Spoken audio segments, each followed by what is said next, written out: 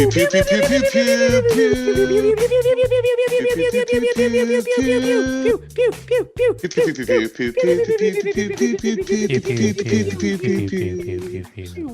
up, guys? Hey, buddies. Happy Gravy Day, everybody.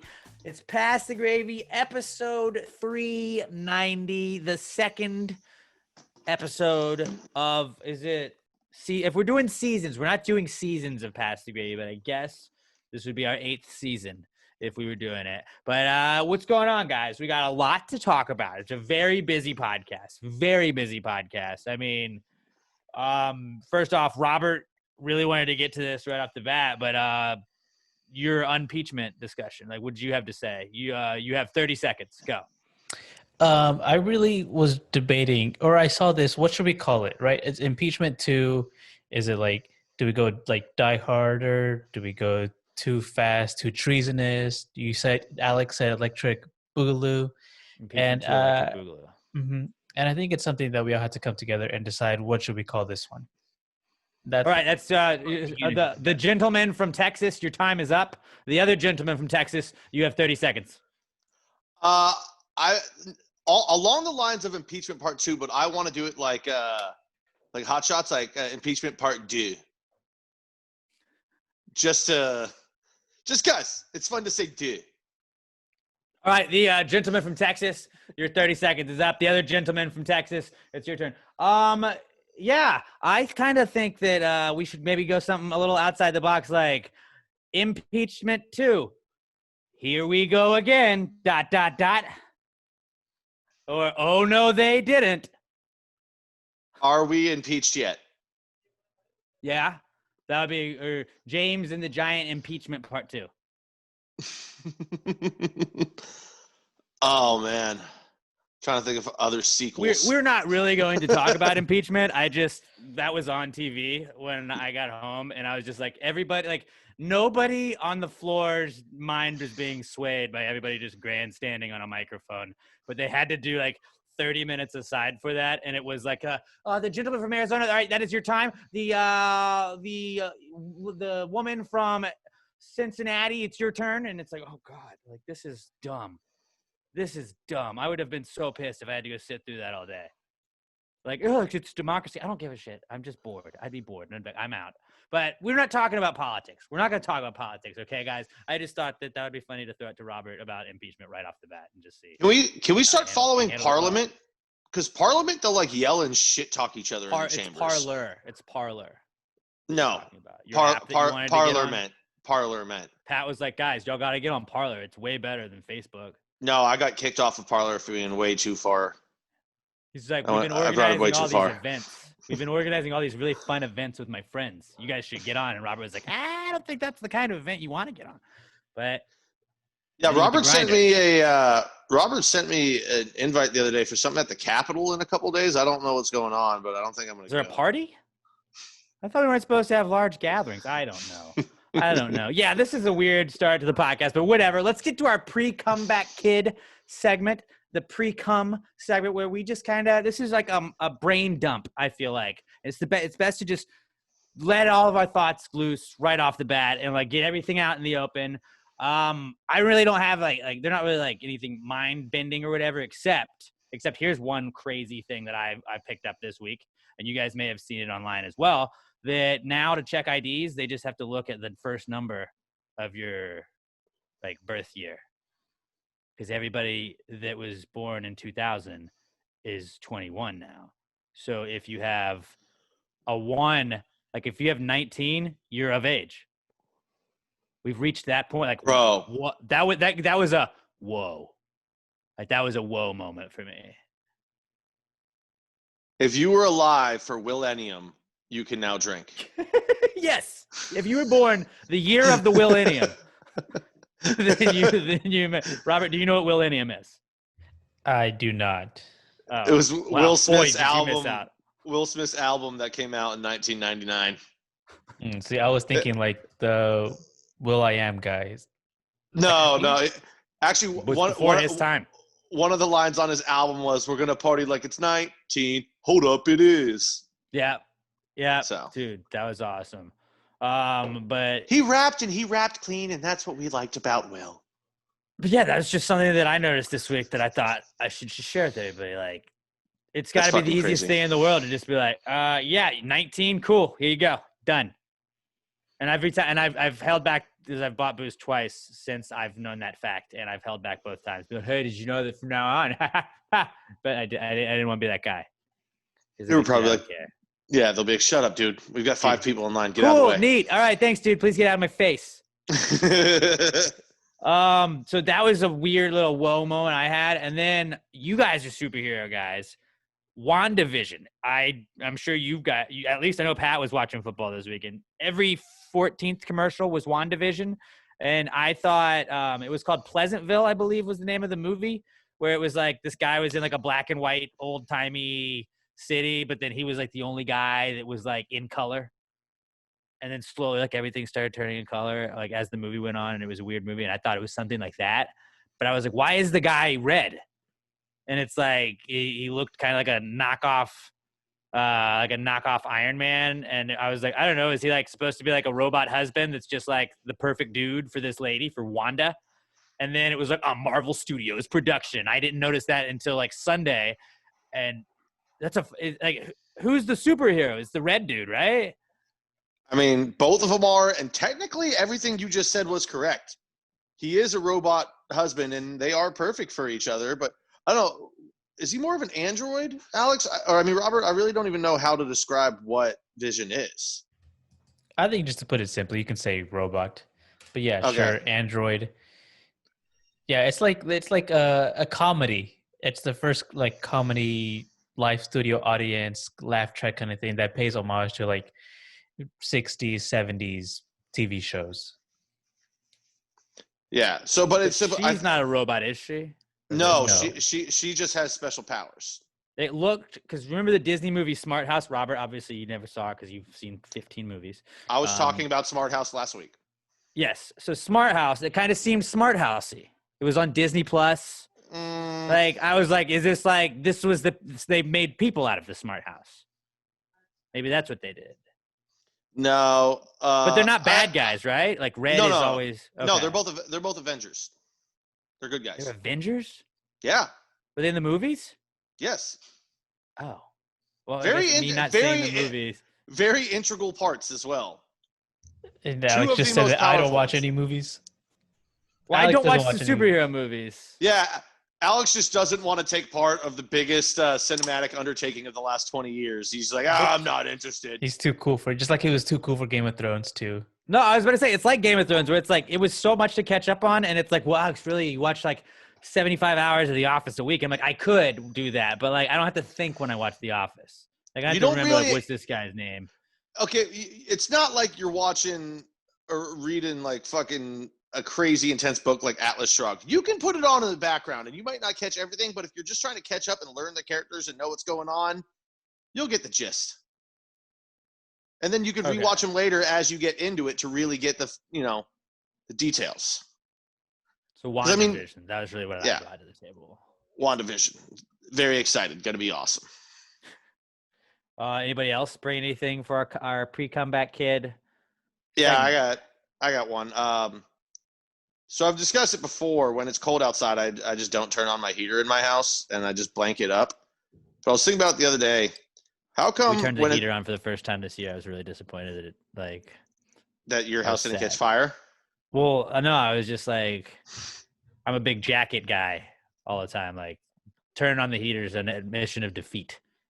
No, I recently, yesterday, I grabbed a second comforter, so now I'm rocking 2 comforters on my bed just for extra warmth. It's very nice. I'll wear the beanie inside, yeah. But what I was thinking about is how come when it's hot outside, my house is even hotter than it is outside? But if it's cold outside, my house gets even colder than it is outside. Sunlight. Like if the AC and the thing is on. That's what I'm saying. But like, if it's hot, then wouldn't the sunlight that's outside make outside hotter than it is inside? No, the inside will just bake if I don't have AC on. It bakes the house like an oven. But if that's the way it worked, then wouldn't the sunlight help bake the house and not in the winter? And make it Everybody knows. That's what I'm saying. That's what I'm saying. Why though? Like I understand in the winter why it's The colder winter inside than solstice, outside. dude. Duh. Because the sun will heat up the outside a little bit. So it's colder inside my house. I don't understand why it's always like my house just takes the extreme. I don't get it. Plus, when it's cold in here, I have to wear socks because I've got tile floors, so my feetsies get very cold.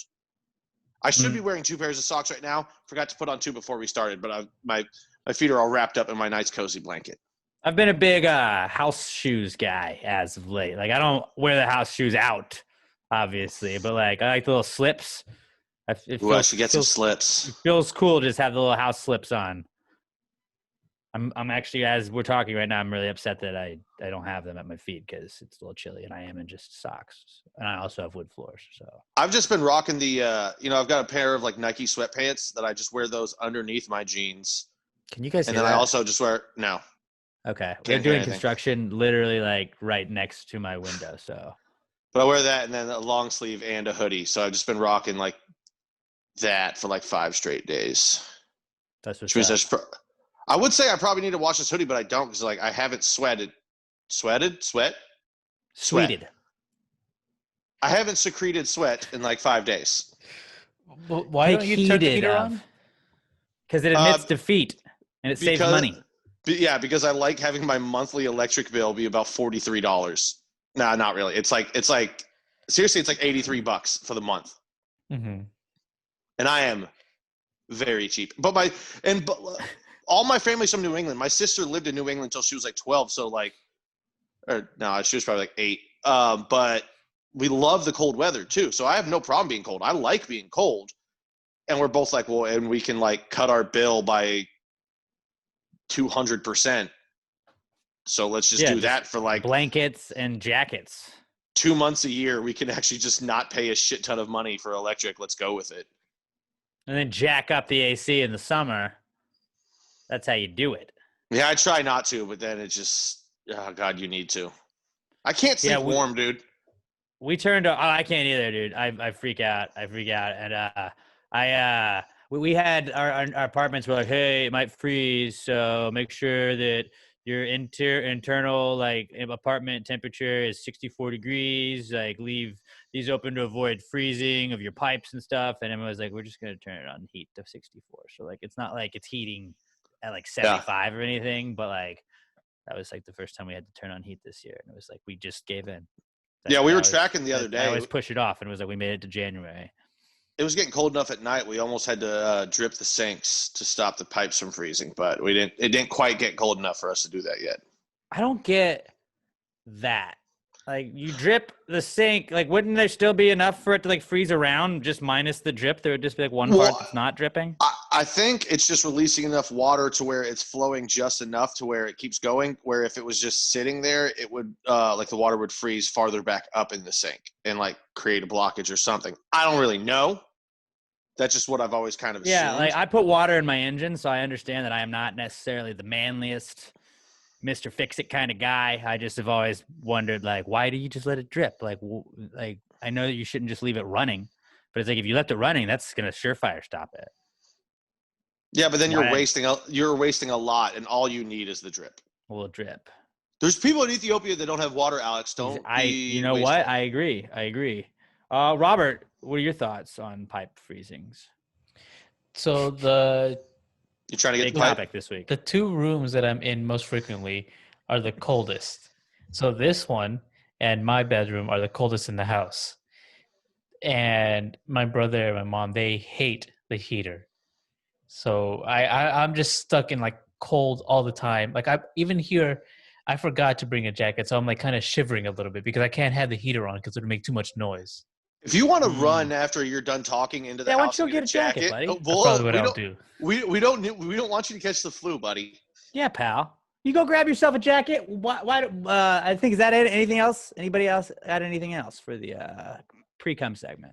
Nothing. Just go ahead, guy. Go get Robert. Go get your jacket. You go grab yourself a jacket, maybe a scarf, maybe a toque, whatever. Rod calls them a toque, like beanies, the beanie with the little ball on top. Mm-hmm. But if you don't want your head to get sweaty, maybe just a yarmulke. Pop one of those up. Yarmulke too. That's a good one. perhaps even a blanket. You know what? Just knock yourself out, buddy. We got not got 2 necessarily blankets. an ad, but it is an ad for the Pass the Gravy merch store, passthegravymerch.com. I do not know if you guys have paid attention to our social media as of the weekend at Pass the Gravy Pod, Twitter, Instagram, Pass the Gravy Podcast on Facebook. But we dropped some fire new merch. We dropped some absolute fire new merch. It's The Gravy dope. Gang City Edition gear. Pretty sick. Pretty sick. We have the new face masks. We got the T-shirts. You got hoodies. You can load up on Gravy Gang gear, the City Edition Gravy Gang gear. Get you that Love You Blue, that red, that white. It's awesome. A lot of people are saying it's better than a certain basketball team in this city that also has, they stole our idea. I didn't say that. But, I'm one of them saying it.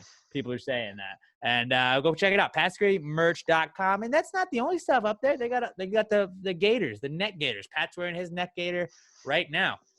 They got the dad hats. They got the new trucker hats that we got out there. They got all kinds of stuff. Just a regular PTG logo shirt. You can get the office looking one. You can get a Stop Hammers Time shirt if you want to rep West Ham with us. Pat is a big Packers fan. They have Paskers shirt. You can wear a Paskers shirt if you want to get one of those. They got the Pastros. Pastros is available. Go look at it. It's a wide variety of things available at passthegravymerch.com. I promise you won't be disappointed. Go check it out and load up on some Pass the Gravy gear. If you order anything from passthegravymerch.com, make sure you hit us up on Twitter or Instagram. Let us know you're supporting the pod, and we'll give you a shout out on the next show. And while you're at passthegravymerch.com, why don't you go ahead, open up another little browser window, youtube.com, Pass the Gravy Podcast. Go hit that subscribe button.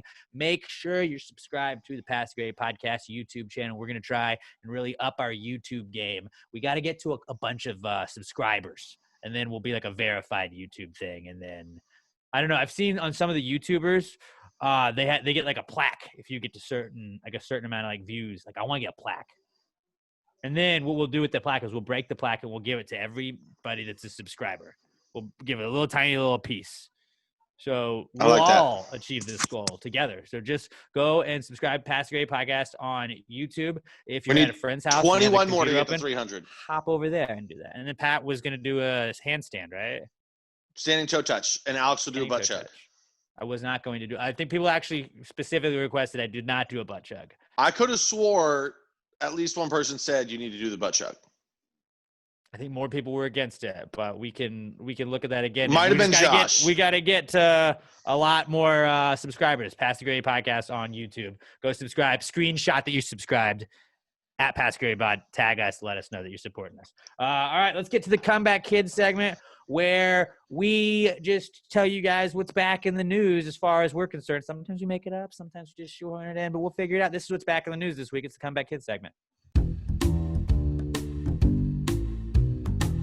It's the Comeback Kid. The Comeback Kid of the week. The Comeback Kid of the week. Bitch.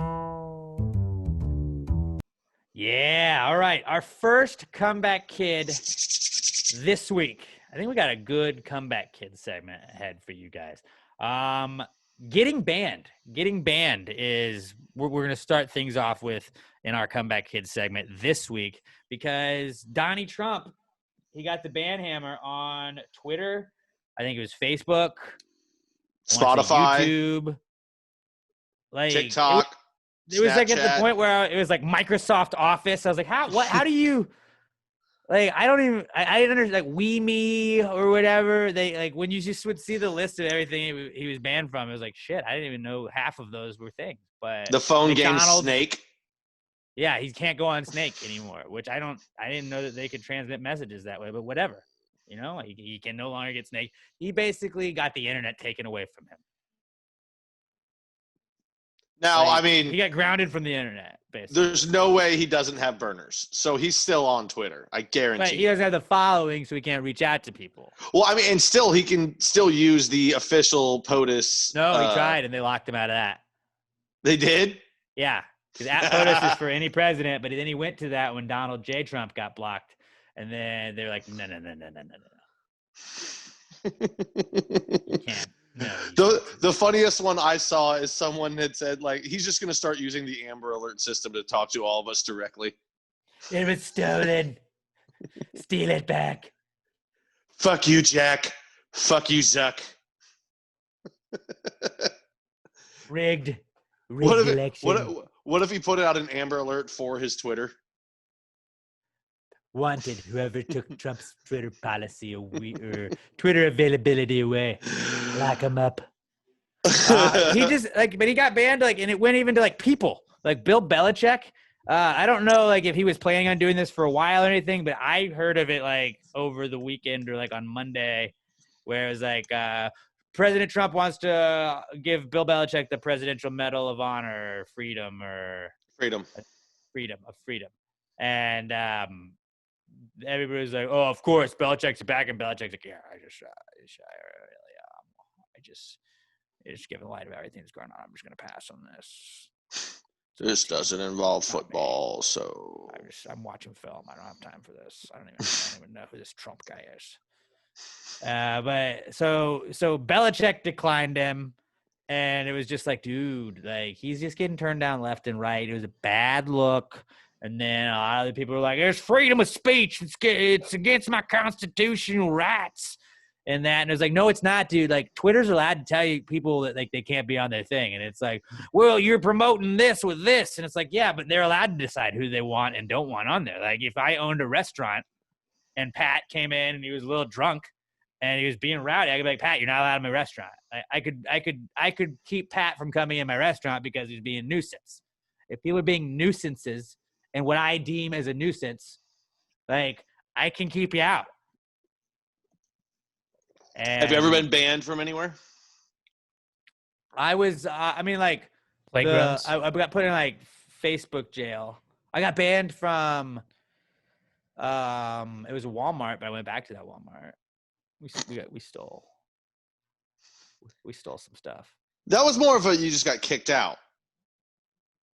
Yeah, well, they said never come back. They told us we were banned, and it was that was they didn't have pictures of us or anything. Yeah. So obviously, how do you plan on enforcing this, Walmart? I don't know. One of these days, they're gonna have that recognition shit where they're "Nope, you were banned from Walmarts of all kinds." You walk through the front door and it just goes eh, and they just drop a net on you. Yeah. But that software's gonna mess up, and it's gonna be an 80-year-old woman that got busted for stealing when she was 16. She's been in a coma for 42 years. She comes out. Banned. Have you ever gotten banned from anything? Never. I'm a good boy. Robert, I'm sure you haven't gotten banned. I'm an asshole, but I know how to follow the rules. I usually do.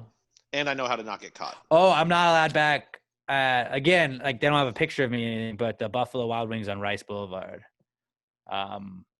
Deshaun Jackson had the miracle at the Meadowlands too, and I was there and lost your mind. It happened so fast. Pat, you've seen me break a TV before where it was I didn't intentionally break the TV. I was just I blacked out, and then it was post whatever it was post broken TV, and I was "Oh no, oh no, what happened? What have I done?"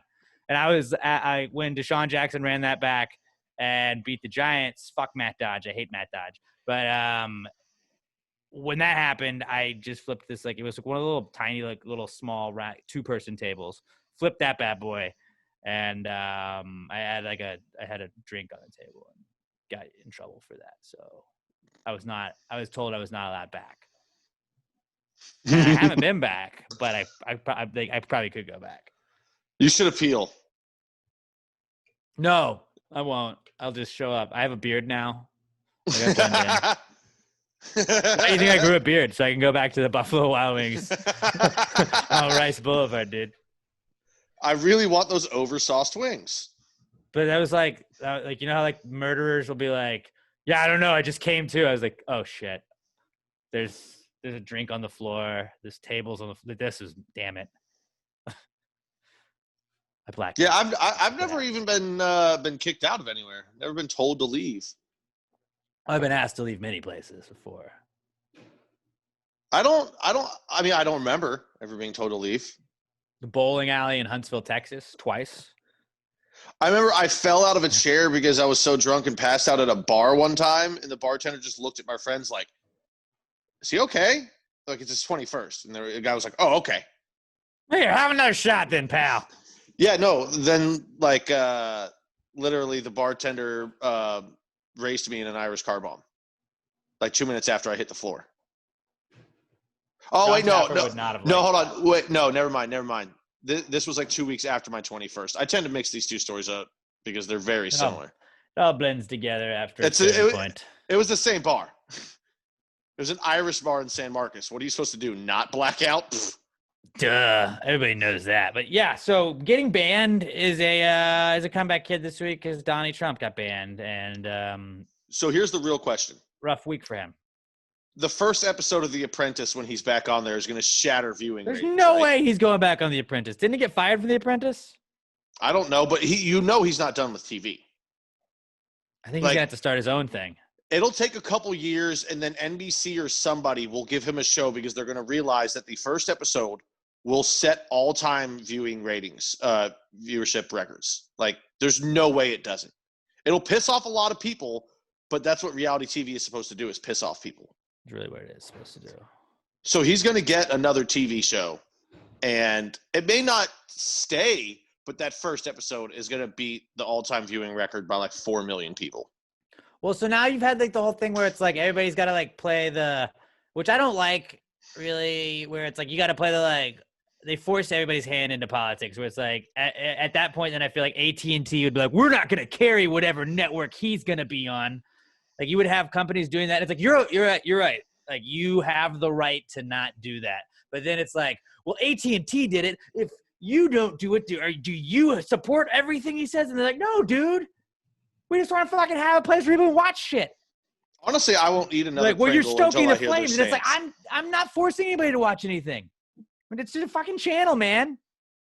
Sun Chips has not been vocal enough about this, so I just cannot support their product. Well, I really, honestly, I'm glad you said something, Pat, because I have been thinking it, and you just, you brought light to that. But like, what Sun Chips? What the fuck are your opinions on this?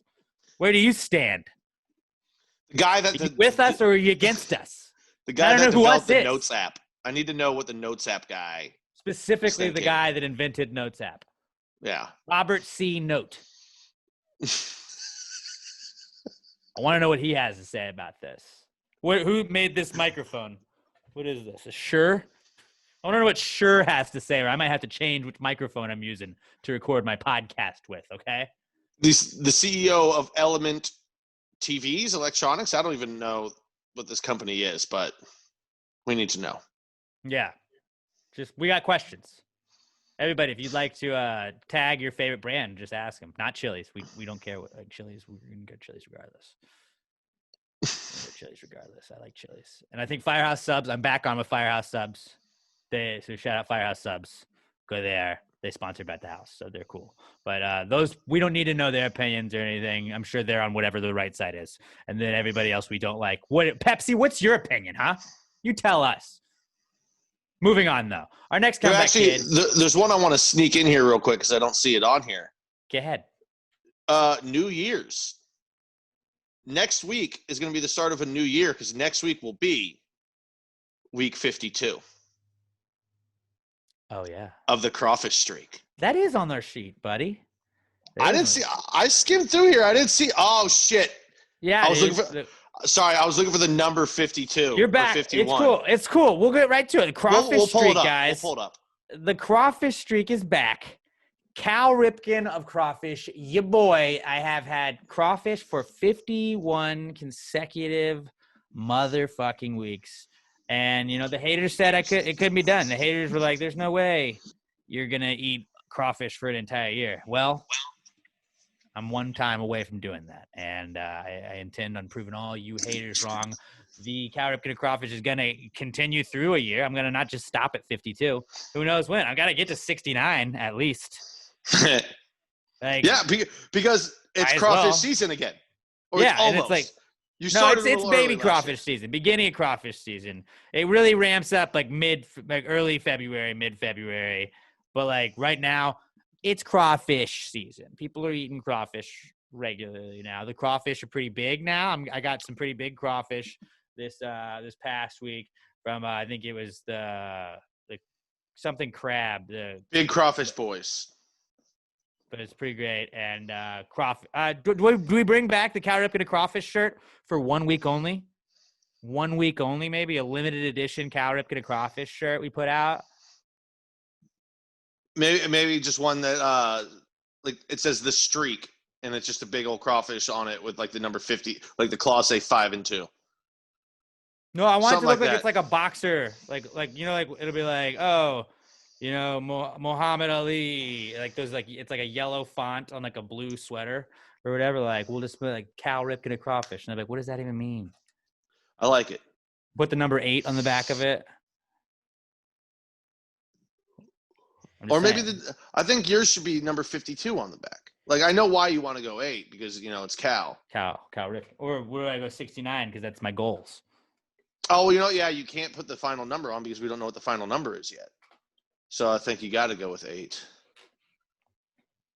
We're gonna go with 8 then. Maybe a crawfish wearing a baseball hat. Maybe we'll figure something out. Figure something. If you got a Cal Ripken crawfish design, hit me up quickly because we're gonna have to put those shirts out Sunday. We'll go Sunday to Sunday on the shirts. If enough of you guys are into it, we'll put Cal Ripken crawfish shirts out there.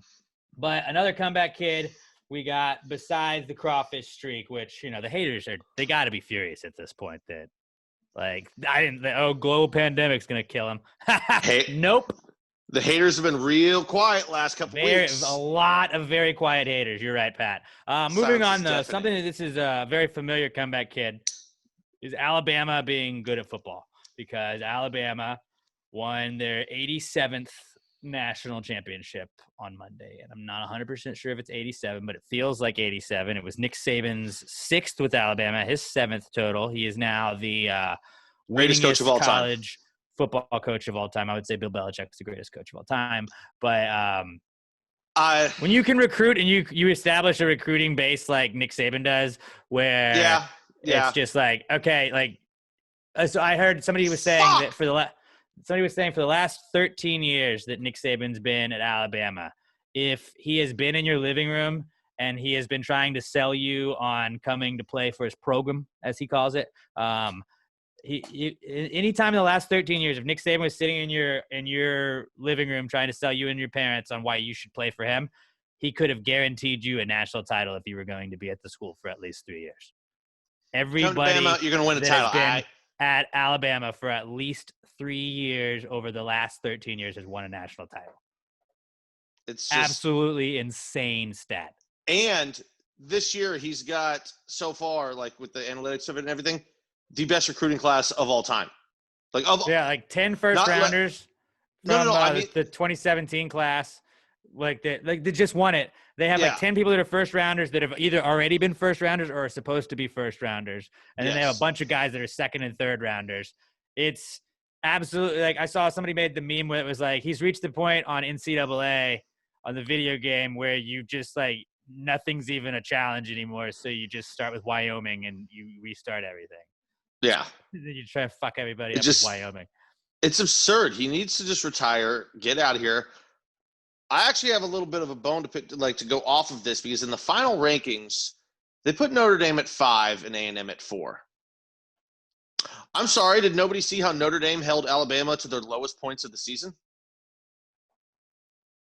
Did nobody see how in the national they covered? Yeah, did nobody see how in the national championship game, Alabama put up more points in the first half against Ohio State, the supposed second best team in the country, than they put up on Notre Dame in an entire game? Yeah, we don't have enough athletes on offense that we could have kept up with them. But our defense shut down the Heisman winner. I mean, I think he still had like 100 in a score, but that's shutting him down. Shutting him down. He had 3 in a national championship game. I have in the first half. We love you guys that are A&M fans that listen to us, but like you guys know that like some A&M fans, a lot of A&M fans like to smell their own farts, and like they don't want to be told that like they were an inferior team to Ohio State, and so I saw a lot of like, well, Texas A&M had the exact same score against Alabama that Ohio State did, and you mean to tell me that they're not in the playoff? This is bullshit. And it's like, well, I mean, we had already seen A&M get rolled by Alabama. We hadn't seen Ohio State get rolled by Alabama. Ohio State hadn't lost a game, albeit they did play 5 games. I get you on that, but like, we've already seen A&M get beaten by Alabama. Not just Alabama, A&M would have been the 4th seed. They would have had to play Alabama again. We would have seen that in the first game, like the semifinal game. They would have just like been blown out, and it was been okay, cool. We saw that exact same thing. And then Ohio State would have still had to play Clemson. Like it wouldn't have mattered. And A&M wasn't going to win this year. It would have been uglier the second game because Saban would have been even more pissed off that he allowed 30 points to A&M, something like that. And they kicked the shit out of him by like 28 points or whatever the hell it was. I think Ohio State Saban would have fucking pretty easily. Yes. I think Ohio State beats Notre Dame too, but it's closer than it would have been against Bama because it's crazy how last year, by the end of it, everyone was like, I think this LSU team is the best team we've ever seen in college football. And then this Bama team comes around like, holy shit, did we just have the 2 greatest teams in the history of college football back to back? I think LSU last year was better. But I think Bama's right there with them. I don't know. I mean, it's quarterback. I think quarterback-wise, you give the edge to them because they had Burrow and they had such a stacked defense and they had everybody on offense. It was just a fucking absolute beast. But same thing with Bama this year. I mean, shit, Devontae – Mac Jones just wasn't Joe Burrow to me. No, he's not. Not even close. But that's the difference to me. You had an all-time great. But I mean, you got to think too. I mean, and this is a big if because it's an injury. If Waddle doesn't get injured, Waddle was their number 1 receiver. Devontae was their fucking number 2 option. Waddle goes down. Devontae wins the goddamn Heisman. They were an absolute freak. Their defense was up there with arguably being one of Bama's best. Now, there's a lot of teams on Bama that gave up a lot less points, but that's also because the SEC was just different offensively 10 years ago. I mean, that's when games were finishing 21-0, 6-3. That's just not college football anymore. This Bama defense was fucking ridiculous. And they should have given up less points than they did, but their safety got kicked out of the game for a bullshit targeting in the, early second quarter? Yeah, Bama's just made it like where college football is like, I'm just assuming it's going to be Ohio State, Alabama, Clemson in the college football playoff. There's going to be a thanks for coming out team. Unfortunately, it was your boys Notre Dame, but it's like you got to go to the dance. You're just happy to be there, but it's like Notre Dame's going to be that team a lot. No, yeah. I was just hoping for the cover, and I was like, maybe we can shock the world. You never know. Yeah, and you always have that opportunity. Notre Dame's defensive line and offensive line are really good. There's 3 teams that are better than everybody. Until we get one of these dynamic quarterbacks, Notre Dame's just not going to be able to be on that level. Because Ian Book is really good. He's got the most wins in Notre Dame history. He can run, too. It's not like he's a pocket passer. Like, you need to have the duel with that guy now. But he's just not one of those dynamic take-over-the-game quarterbacks that you need to be, in the elite of college football. So my next question from the national championship would be, how good do you think Devontae is going to be as a Giant? Honestly, I was already thinking about this. He's listed at 175. That dude ain't 175. So hear me out. I'm just going to call my shot. I already done it with the Fast and the Furious movies. The 10th one's going to be called Fast 10 Your Seatbelt. That's definitely going to be the name of that one. But I also Devontae goes to the Giants somehow. If he gets drafted to the Giants, it's going to be like he was an undersized, or he was they called him undersized, but now he's a giant, or some shit like that, like where they're talking about him being a small dude. Oh God! You're going to get one of those. It's going to be headline city. Just get ready for that. I think because I'm pretty sure Saquon Barkley's thigh, one of his thighs, is bigger than Devontae Smith. Oh, without a doubt. No, my calves are bigger than his thighs. Who I keep wanting to call Devontae Adams. So I'm just going to – I think he's a slightly better Hollywood Brown. He's just so small. You're going to get hurt. I'm not saying I don't want the – I mean, if the Giants draft him, I'm going to buy in 100%. But oh, you have to. Small. He seems small. He could be really good. He's 5'9", 175 is what they list him at. I think he was 5'9". So he's bound to be pretty good. But he's not – I don't think that dude's 175. he weighs like my weight. Like, I think he's like But he's like all 160. muscle. But you see him standing there. I love that picture of him standing on the sideline, and his fingertips are like almost down to his knees. He's got the longest goddamn arms, but he's so small. He doesn't look like an athlete when he's standing there in that picture. Like, I'm sure when you take, like, if he's not wearing pads and he's just standing there shirtless, he's probably cut up and he looks ridiculously like muscular. But when he's standing there, he just looks tiny in his uniform. He looks like somebody's little brother that was given a uniform and gets to stand on the sideline. But then then has to go fill in because somebody goes down and he just balls out. And you're like, what the fuck? Like, holy shit, this kid's 3 years younger, but he's His faster little than brother everyone. is so good. Why did we not start with him? So yeah, I think it'd be good. He's very highly rated, and I don't know what the fuck I'm talking about, but I don't know. We're not quite into mock draft season just yet, fellas. So don't worry. Because he's so small, I kind of just get that Hollywood Brown, D.D. Westbrook kind of vibe from him, where he was really good in college, and maybe it was partially just system and partially that, like, D.D. Westbrook's a solid comparison, but I think he's better than both of them. But it's like, he's definitely better than D.D. I have my doubts. He's definitely better than D.D. That's why I think because I think Malcolm is better than Hollywood Brown is better than D.D. I think that's the better comparison, but I think he'll be better than Hollywood. But I don't know. It's hard to tell. Plus, Hollywood isn't really in the best system for a speedy guy like that. They throw the ball like 9 times a game. Mm-hmm. So yeah, Alabama being good at football, they won again. Cool. Way to go, Alabama. The Crimson Tide, which is still like the weirdest like mascot ever, right? Yeah, like I know I've looked this up in the past, but first of all, how do you come up with Crimson Tide as your nickname? And then how do you go, well, you know what that settles on? Elephant. Nailed it.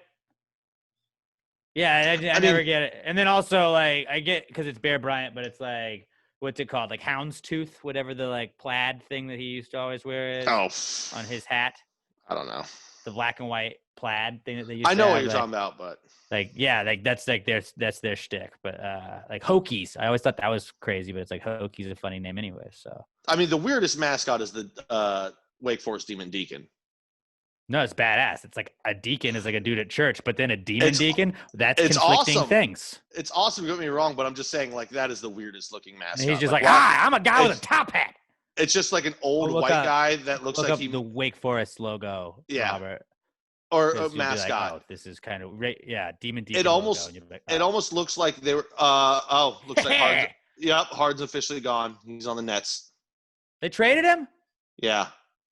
Breaking news, James Harden has been traded. I just missed it on the bottom. News. I don't know what we're getting back from the Nets. I'm assuming it's all around LeVert, but also they got nothing for him. I thought they should. If we didn't get Durant or Kyrie, what's the fucking point? Ship his bitch ass to fucking Detroit. Let him fucking Phoenix. sit there and freeze and Let just be like, no, Phoenix is good. Phoenix is good. Send him to some fucking trash team. Send him to Phoenix and give us Booker back, so that then Phoenix sucks again. When it's just James Harden, he can have the ball 90% of the time, be happy, do nothing, be fat as shit. Now that he's off the team, I can fucking just rip into him. Yeah, we're anti-James Harden now. No, like, I appreciate everything he did for the city, but the way he left, all the championships, all goodwill that he had. Get out of here. I mean, get out of here. Our best player was Luis Scola for like 6 years before he came. Yeah, well, you know what? Luis wasn't an asshole to us on the way out, okay? No. So James Harden also come back. And he didn't eat his fat ass out of the city.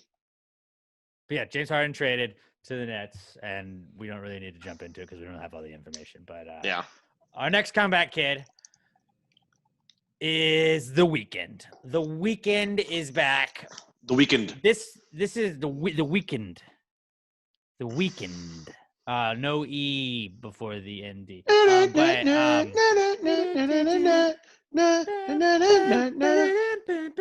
So it's similar to WandaVision that we started talking about, where I was like, that commercial was on all the time. This commercial was on every other commercial. WandaVision was like every 17 commercials. This was like every other commercial.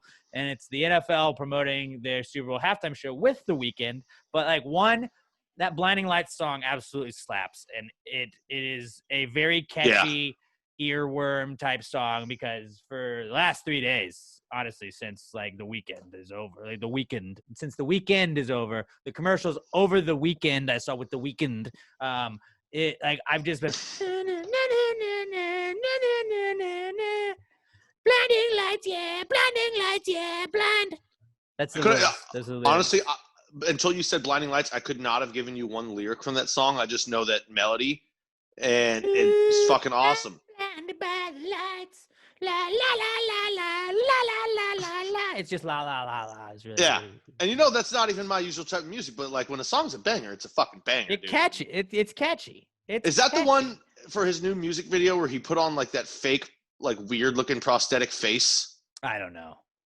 I watched gonna haunt the my Pepsi nightmares. commercials that he was on, where like everybody's like, because that like the commercial really encapsulates that song, where it just shows everybody in the commercials like bopping their head to like, and then like the security guards like bopping his head, and then it's like, oh shit, the weekend's right in front of me. I'm just like dancing to your song. And he's like, yeah, go on into the Super Bowl, play your halftime show, whatever, dude. Like, are they gonna have people at the Super Bowl? I saw something about maybe vaccinated healthcare workers, and I was like, that'd be kind of cool. Yeah, it's in Florida. They're gonna allow people, but they're gonna have to have not like a full capacity. Dude, knowing Florida, they might just say everyone's allowed in, but we're not going to seat the first 10 rows just to give a buffer between the players. And then they might pack it because it's Florida. Florida doesn't give a fuck. What if they just fill them with alligators? No, they'll probably sell a quarter capacity, but every ticket will be 10 grand. Swamp animals. They should put swamp animals in the first 10 rows. Like, that'd be kind of sick. So like Snooki? Well, she can go too. That was mean. Yeah, that was mean. But the weekend, he's back because that song is just catchy as shit, and that commercial was on a lot. I get why the commercial was on; they're trying to promote the brand, but like, yeah, he's playing the Super Bowl halftime show. We get it, guys. And Blinding Lights, a fucking absolute jam. Speaking of absolute jams, our other comeback kid is the king of like our king, Lil Nas X, King Stay Kings. I don't know if you guys kept up with this, but I definitely did. Lil Nas X's Old Town Road is 14 times certified platinum. Now, I don't know exactly how many it has to sell for platinum. How many for platinum? Is it like 10 million? I think I don't know. Record. Hold on. Because I think 1 million is gold. No, he couldn't have. The song couldn't have sold 140 million times. Platinum. 1 million units is gold. 2 million units is platinum. So 14 times platinum. Platinum in the 89th minute. Did they just call offsides? I'm watching on a delay. They just called it offside. Shit. Yeah, he was offside for sure. Alex, I need to stop betting soccer takes you give me. Dude, no, that should have. I mean, it should have hit, but they've also missed like 4 goals. Okay, sorry guys. We're watching live. Yeah, as we're watching, no one else cares, but so that's for 28 million. Yeah, units. You're is what that means. Big math guy, and I just broke that down for you. So it is the most certified song in musical history. So I know everybody with their Lil Nas X versus Nas, they're like, this is your Nas, this was my Nas. And it's like, yeah, well, was the original Nas, did he have a 14 times certified platinum song? Because I don't think any other artist has ever had that. He and Billy Ray sit by themselves on top of the motherfucking world. So next time somebody tries to come at our king, just be like, hey, remind me again who has the most certified song in the history of music? Oh, okay. Then if it's not your guy, shut the fuck up. I was actually thinking about this song a lot over the last week too, because I've been replaying Red Dead Redemption for the fourth time now. And sometimes when you're just riding around, there's like this little twangy guitar that plays in the background. Yeah, and it sounds exactly like the guitar to Old Town Road, which I'm pretty sure is kind of where he got it from. Yep. And Yeah, so it's been in my head all day. Or maybe I was just psychic and knew that like big things were happening. But like, just fucking Lil Nas X, man. Kings staying kings. Just we gotta give our boys some love. So shout out Lil Nas X being the greatest, making the greatest song of all time. Of all time. Let's move on to our next comeback kid, and that is Hackers.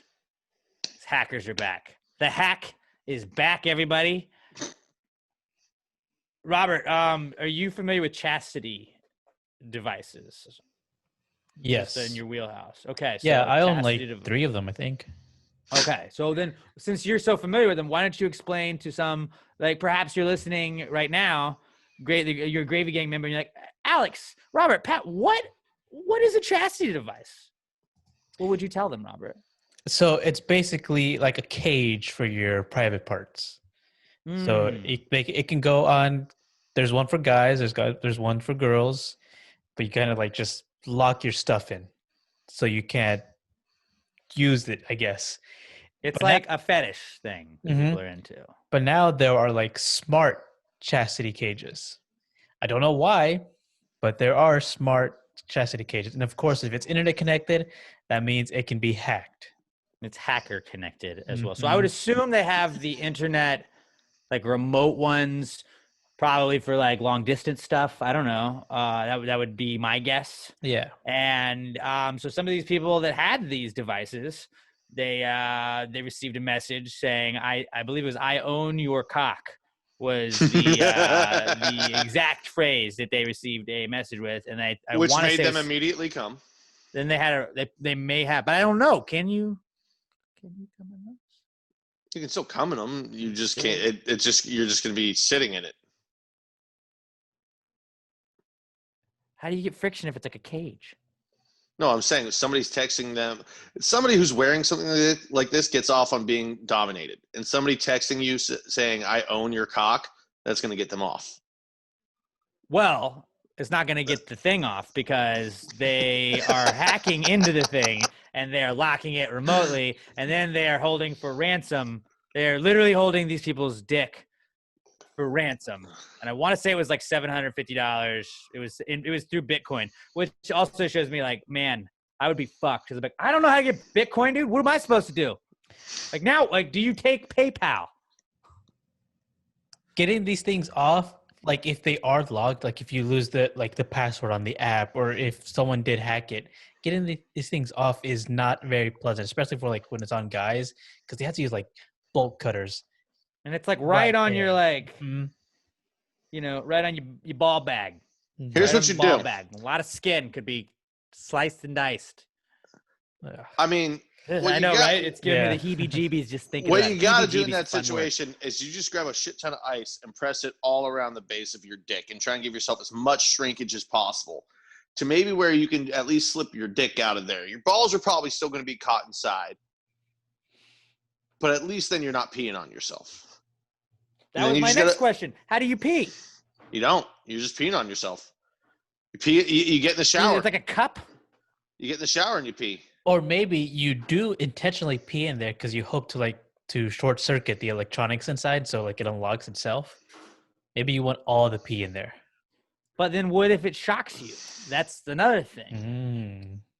Oh. And if you're into being locked up with it, are you also into getting shocked? I don't know. So that's why you put a condom on first, and then you put the chastity cage on. That's because rubber. It's a Protection. rubber, and so it doesn't conduct electricity. You got to make sure you ground science your cock. lesson for all you guys out there. Yeah, you got to ground your cock, everybody. Ground your cock for sure. It's a big thing we preach here on Pass the Gravy. You always grounding your cock when you're dealing with electricity.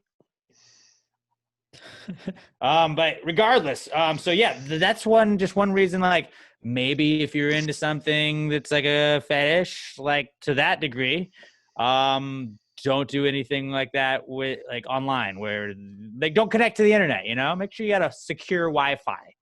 I know we can't do this, but I really want the episode name to be "Your Cock Is Mine" now.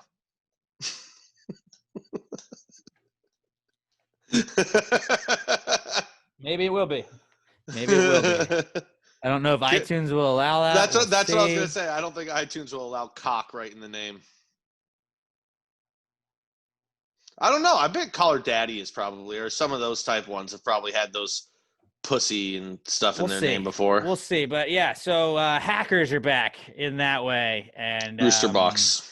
I guess so is Chastity. Chastity's back. Big Chastity week this week, everybody. Our next comeback kid, actually, speaking of PTG's Empire, that's coming back. There ain't no cage on the PTG Empire. I know a lot of you guys are very familiar that we have the Pass the Grade Podcast Network. It has now expanded. I believe it's 7 podcasts. So here, let me count them all out. You ready? These are all the members of the Pass the Grade Podcast Network. Pass the Grade Podcast, Pass the Gravy Bro Podcast, Claret and Big Blue, my West Ham Giants podcast, the Weekly D podcast. A recent study suggests. Well, you're still under that umbrella, right, Robert? Unless, I don't know if you found your own network, maybe. What's that? No, I haven't found my own network yet. I'm still shopping Okay, so around. He's still shopping.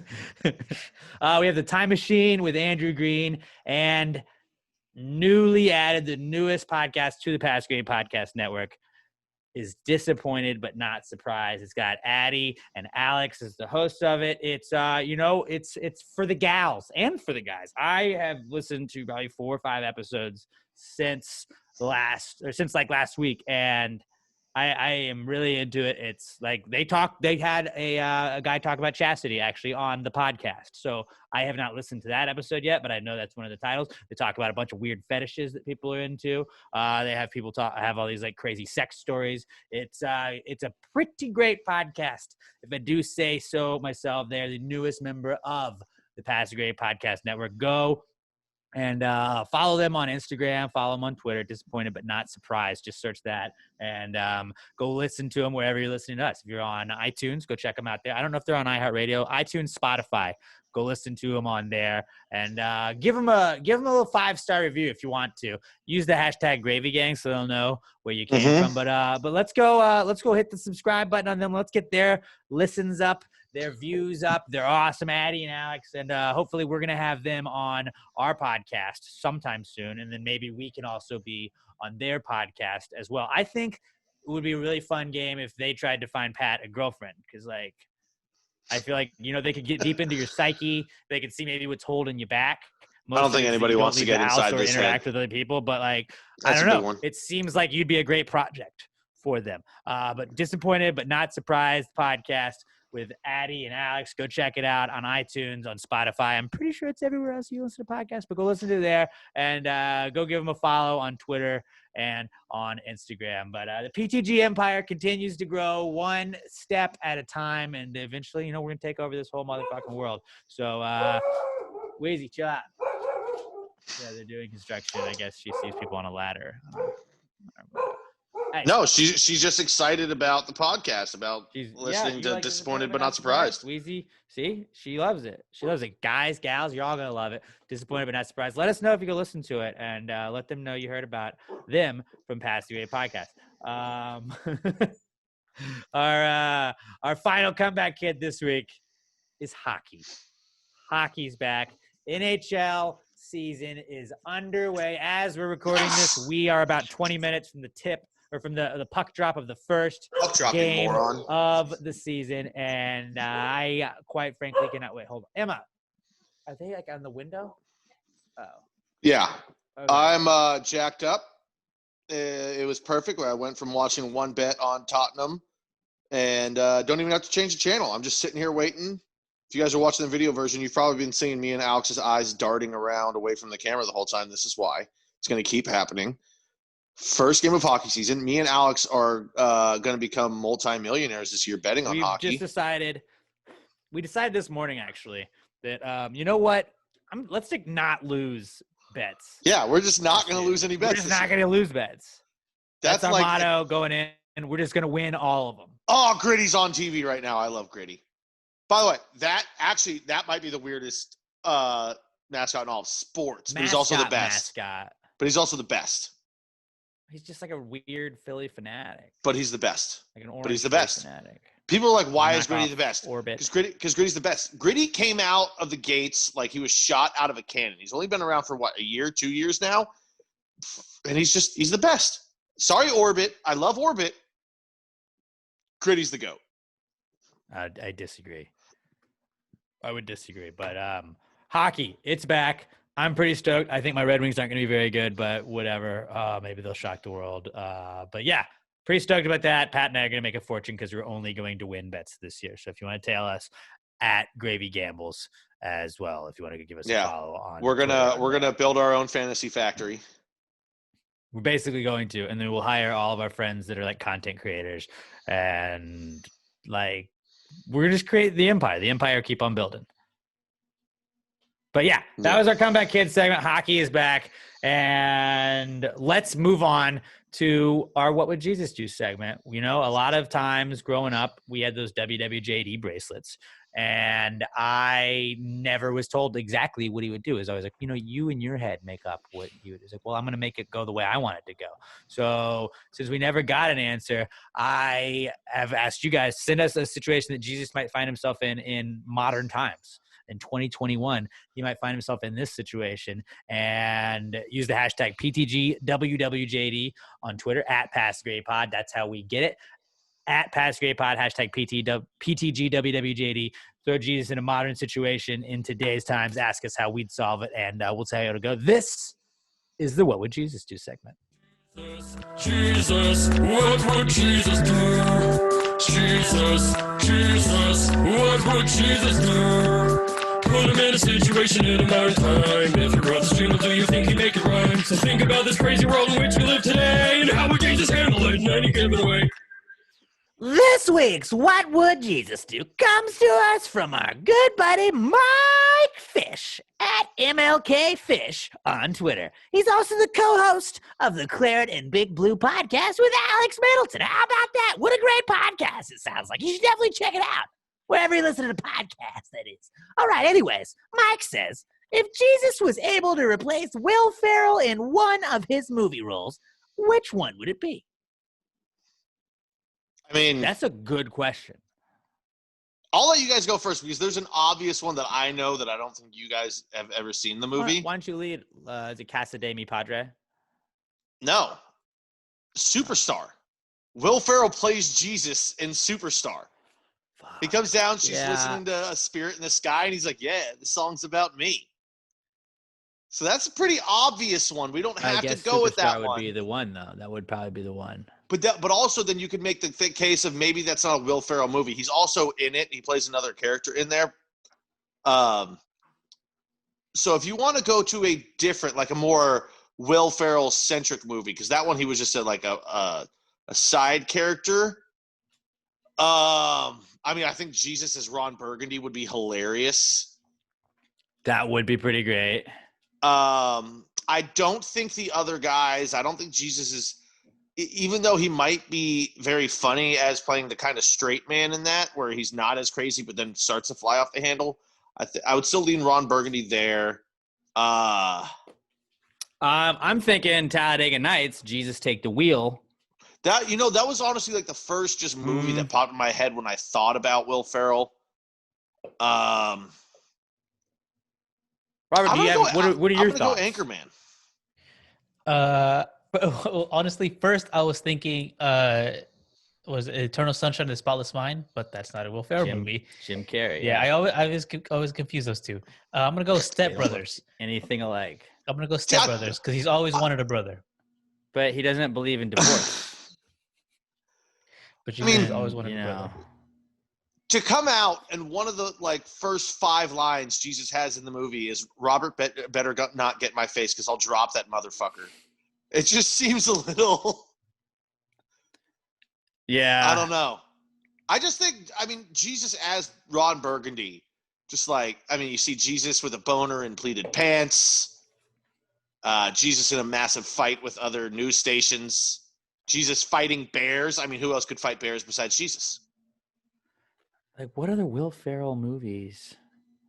We're all thinking of the same 4 that have come out in the past 10 years. Oh shit, Anchorman came out when we were 16 probably. Yeah, it's way older. Zoolander, Elf, obviously. Oh, no. But see, nobody can play Elf but Will. Even Jesus couldn't take over that role. I don't think Jesus could take over Elf either. Kicking and screaming. That's what I'm saying. Kicking Blaze of screaming would be Glory? actually. Ooh. Blaze of Glory. Ooh. Old school? No. No. Too raunchy. Semi-pro. Semi-pro would be Oh. really funny. Jesus as Jackie Moon would be very funny. Jesus singing, "Baby, won't you love me sexy?" Oh man. Jesus playing power forward for an ABA team. All right, it's semi-pro. It's semi-pro. We're near It's semi-pro. semi-pro. Semi-pro then. There we go. That was easy. The more I just It took think us of a while the to get basketball there. scenes, the basketball scenes. Ooh, Get Hard also. But I think semi-pro is the one. While it would be funny watching Jesus learn to keister in preparation for going to jail. No, because I think Jesus is like literally had to carry a cross while getting like abused. Like Jesus has been through some shit, so I don't think he would be like worried about prison. Oh, I'm See gonna these holes in my hands, guys? Prison's gonna be okay. I'm gonna stick with semi-pro, but also a dark horse. Semi-pro. I think Jesus in the campaign would be very funny. Incredibly underrated movie with him and Zach Incredibly. Galifianakis. But yeah, Will Ferrell and Zach Galifianakis. Semi-pro. Jesus with an afro and a headband. I want to see it. Yeah, I like that. All right, moving on. That was our What Would Jesus Do segment. If you'd like to throw Jesus in a modern time and a situation in today's time, hashtag PTGWWJD to @PassTheGravyPod on Twitter. Let's move on to the Pass the Gravy Picks segment. Pat, do you want to tell our good friends about Southern Star Brewing Company? I would love to tell our friends about Southern Star. I'm already a couple deep. I'm drinking the low carb IPA. Absolutely delicious. You know, I've told you guys 100 times I'm a massive fan of the Kurova milkshake. I would assume it's getting low on stock. So, guys, if you can find it, get it now, because once it's gone, it's not coming back. We've got the classics, the Bombshell Blonde, Strawberry Blonde, you know, that really had me and Alex fully fall in love with them. That's the beer that I think started this beautiful, beautiful relationship that we have going. There's the Juicy Subatomico IPA. Really, any way you go with them, you can't beat it. They've got the new beer out right now in the tap house. I'm gonna butcher how this is pronounced. I'm gonna need Alex when he gets back. The Metzli. It's their pecan. Damn it, I'm losing it. It's not the porter. Metzli Pecan Stout. Stout. That's it. I was like, it's the other heavy one. It's out now. Stout. Out now. Stout. Now, that is just the tap room, right? They're not canning that, or are they canning it? I think it was canned. I saw it in cans. Oh shit! I thought that was just gonna be a tap room. Oh, Don't guys, quote me on that. Guys, cold weather, a nice pecan stout like that, sitting around. Or Pekin Stout, depending on how you pronounce it. Hey, you know, I know everyone. You're not supposed to be around for. If you keep a little bit of a distance, you guys can set yourself up a nice little fire. Spread those chairs out. You and your boys outside. Mm-hmm. You're just far enough away from the fire so that you're not too hot. You get a little chill on your back. You have boys nice, and a nice heavy little beer. burn. Oh, get yourself a burn pile. You know what you're doing? You're going over to your buddy's house. He's got to burn some stuff, or some of your neighbor's property. Get yourself a nice little burn going on. Have a couple beers. You earned it. You're doing some yard work. Either way, any beer you get, you can't go wrong with our good friends over at Southern Star. Get the winter warmer. Perfect time of the year for that as well. The Fracker The IPA. Fracker IPA. Oh, The unofficial beer of the oil and gas industry. unofficial, unofficial. Our official beer of the oil and gas industry on Pass the Gravy, at least. And then coming sometime this year, Darling Like a Marlin. Darling Like a Marlin Ale is going to be there. Taproom exclusive at first, but then maybe worldwide. You decide. Prestige worldwide. Investors? Possibly you. Southern Star Brewing Company, guys. Best beer in the whole wide world. They're the best. We love them. We love them. I'm going to say again, we fucking love them. I'm Shout out to jacked Keith up. and Dave and everybody up at Southern Star. Like, hey, I get so excited every time I hear you talk about it, every time I talk about it, and people are like, dude, you really love beer. I'm like, I didn't love beer this much. I always liked beer. I love beer because it's like Southern Star. They explain it to you. Like, go up to the tap room. They're socially distant up there at the tap room. Let them know you're from you heard about them from Pass the Gravy. Let them know you're in the Gravy Gang. And they're like, oh, dude, come on. Here, try this. Try like they'll fucking take care of you. Don't worry. So They'll find you a beer that's for you. Oh yeah, they will. The official beer sponsor of Pass the Gravy, the official presenting sponsor of the PTG Picks segment.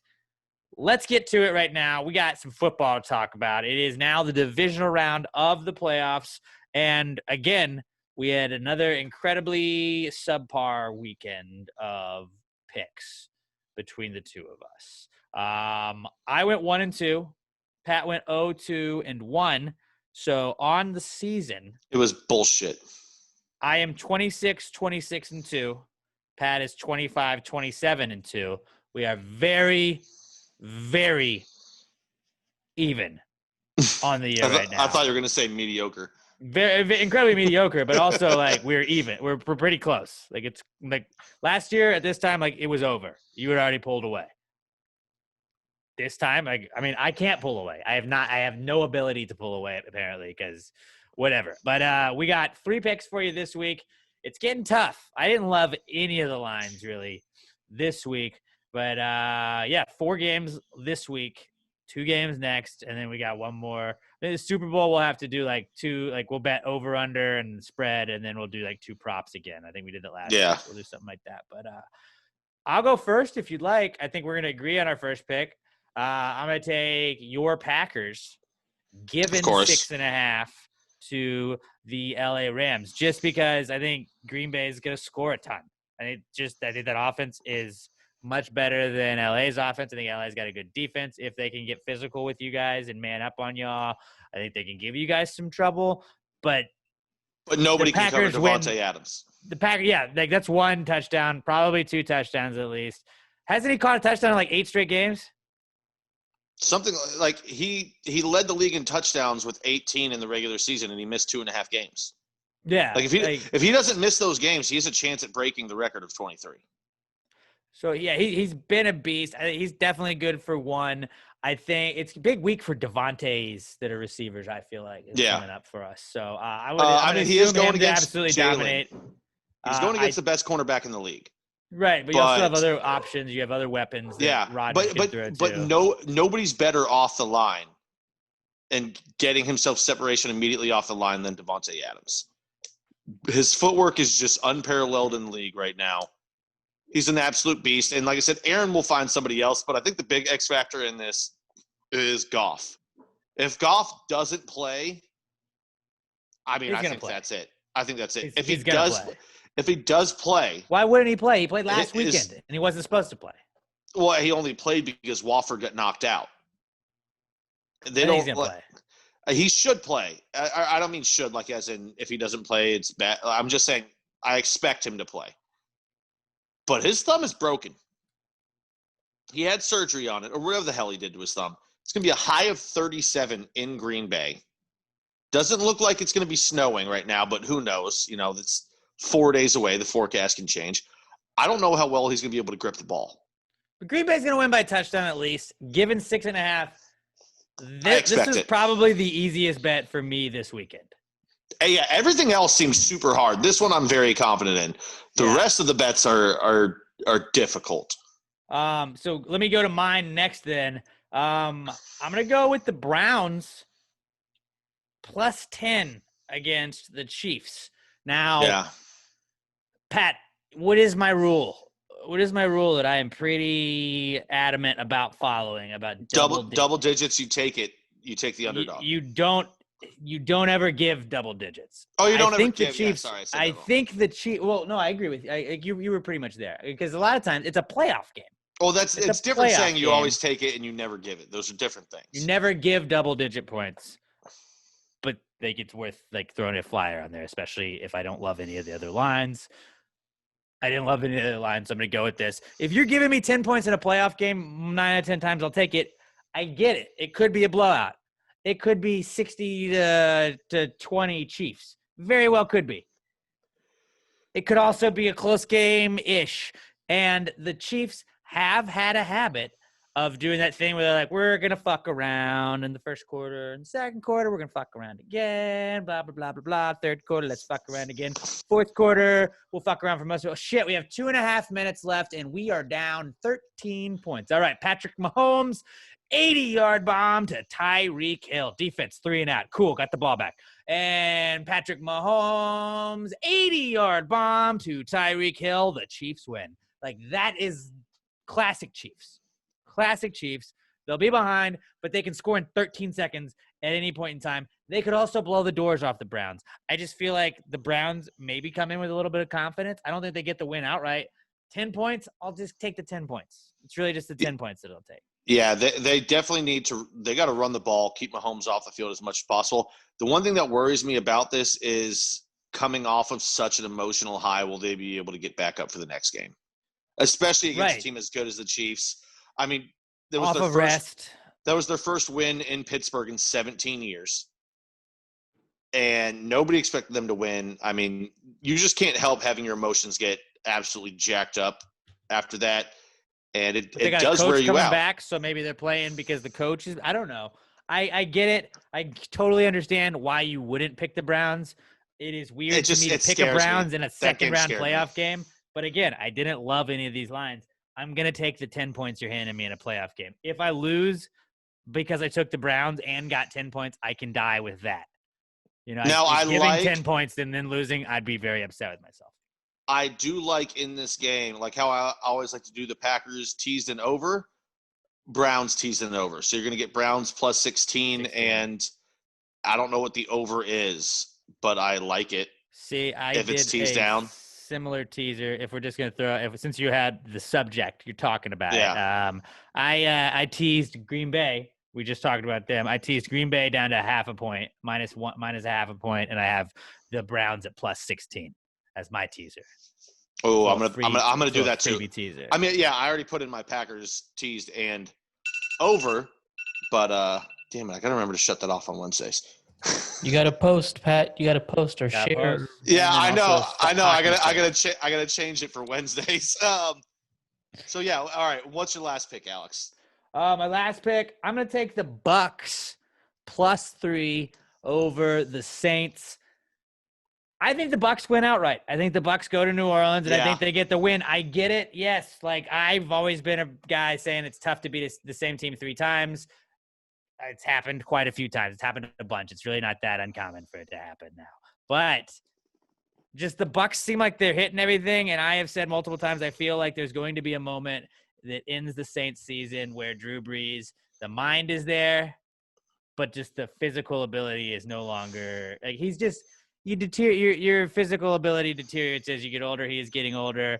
I think it's going to happen with Brady too, but Brady was on against the Washington football team. It has a pretty good defense. Brady was on. If the Bucks can establish a run game. Rockets are getting Oladipo. Sorry. Okay. I just looked over. Like a 3-way trade? Well, we got LeVert from them, but now we're sending LeVert to the Pacers for Oladipo. We're expanding the trade. Oladipo's hurt, isn't he? I don't fucking know. I barely follow basketball. Fucked, dude. The Rockets are fucked. Hey, we're acquiring talent. Oladipo and Wall, Christian Wood. If we can get Cousins again next year. 2K team, but like real life, no thanks. It's a great NBA 2K team where they're all athletic. Dude, so on NBA 2K, we got John Wall, we got Victor Oladipo, we got Cousins, bro. That's when you and your buddies. We have Gordon. He's gonna be draining 3 like. And then they're like, yeah, dude, like in real life, that doesn't work out. You can get 3 people on the sticks, and everyone just takes one guy who's either fast or a great shooter or does something else, and you all just run around the court as those 3. Sorry, cut into you. All right, you were saying. I'm going to go Bucks plus 3. I think the Bucks went outright. You're giving me the 3. Honestly, I've also got to change some stuff up betting-wise. I feel like I've taken a lot of favorites as of late. I haven't taken very many dogs. It's time to take some dogs. Take some dogs. We're changing it up. We're getting the wins. We're getting back on the schneid. Pat, we're going to fucking kill it gambling in hockey this year, and we're going to kill it gambling this weekend in the divisional round of the playoffs. Yeah, I've noticed that for like the last 6 weeks on myself, but I haven't changed, and I think this is the reason why my betting has been so mediocre this year is I've been like all favorites. I just take favorite lines. I've been a pussy this year, man. I have not taken like any dogs all year. Like if we look back, I would say you might be able to count on one hand. Maybe you need two to count my picks where I take dogs. I've been a real puss this year on my NFL betting, and it's really fucked me. That being said, I'm going to continue the trend. We already went over. We both agree on Green Bay. I'm also going to take Buffalo -2.5 over Baltimore. Baltimore's playing really good, and they finally found their stride when they needed to. But Buffalo's a wagon right now, dude. Baltimore They're scares playing me, good. man. This is They my do. biggest question They mark scare me a game. lot. Because I could see Baltimore like fucking Buffalo up. I don't think they will. But I also thought Buffalo was going to blow the doors off the Colts. And they didn't. Yeah, me too. And that makes me a little bit nervous. But Baltimore did what they needed to do. Yeah. I'm with you. Buffalo's got to get ahead too, but Buffalo's got to get ahead early. I trust Josh Allen more than I trust Lamar Jackson. Just like if it comes down to late in the game, and over like if the ball needs to be put in the air, like if you need one drive to go 80 yards with a minute 20, I would rather have Josh Allen because he can also make plays with his legs, but he's way more accurate going downfield with the ball. And while Lamar can break it for 50 at any moment, I'd rather have the guy that can also throw 35, 40 at any second because he's got an absolute rocket launcher attached to his right shoulder. Yeah. So that's – and just him getting him Diggs, who can also just take the top off of any defense at any moment this year has been massive for him.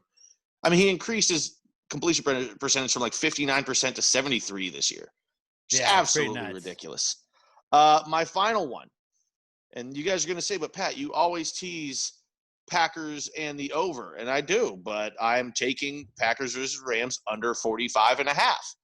I'm still taking my teaser for Packers and over. I think the game finishes somewhere in that like 40 points total.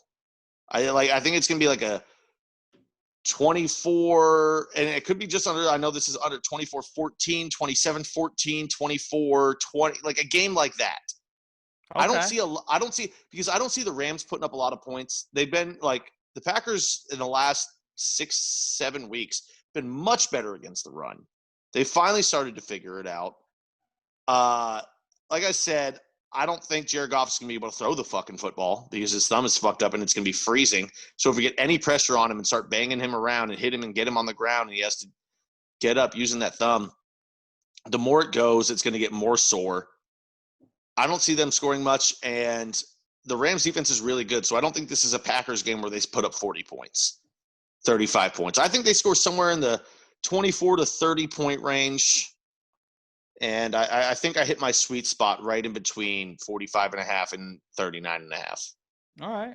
So recap again.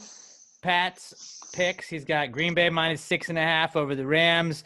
Packers Rams under 45.5 points, and the Bills -2.5 over the Ravens. I've got the Packers -6.5 over the Rams. The Browns +10 over the Chiefs, and the Buccaneers +3 over the Saints. And then I did have an interesting little it's called an alternate money line parlay. Now you can get the money line at very terrible odds. Like I had the Saints. I got the Saints getting 7 points. Saints +7 at -425. Terrible odds. But if you parlay a bunch of these together, then I think you can be good. So I have Saints +7, Chiefs -1, Bills +5.5, and Packers -1. You put those parlays together, and you can make yourself a nice little alternative line parlay. It's just like it's one of those where I was like, these lines are gonna all hit. Like those would all hit, right? I don't know. If it doesn't, then I don't give a shit. I didn't put too much money on, but if it does, that's a nice little treat. If you want to throw it on there. But that was our Pass the Gravy picks. We'll post them on Friday and Saturday and Sunday as well, and you can follow along, and hopefully we will do a lot better than we have in the past couple of weeks. And remember, keep your eyes and ears out for the daily tweet that Alex will send out for Gamble Gang. Guys, hockey this year. All of us are going to make a lot of money. At Gravy Gambles. You'd like to tail us. You'd like to make a fortune. Robert, you like money, don't you? I love money. Yeah. That's all I live for. Money. Just follow at Gravy Gambles, and you can just take the hockey bets. Just take the hockey bets. We'll figure it out. And Pat and I have decided we're winning. We're winning big this year. We've just made that's our New Year's resolution. You don't need to know hockey. Win.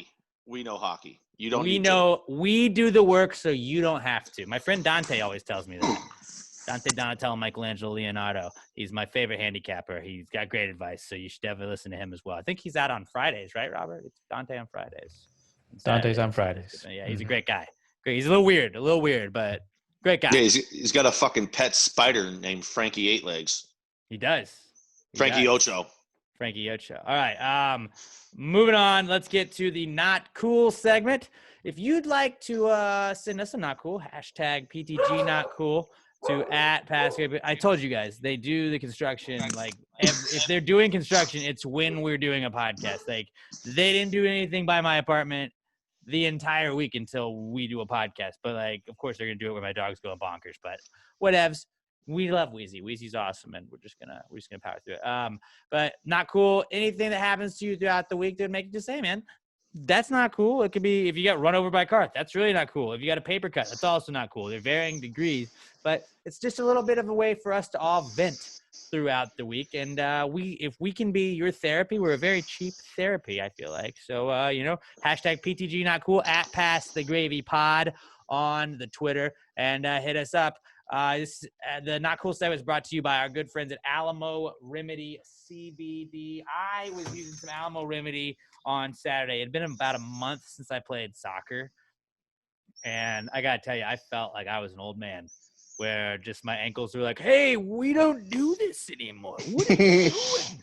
My hip, all like my lower back where like whatever your, I don't know what it's called, your kicking muscles, your lower back and hip.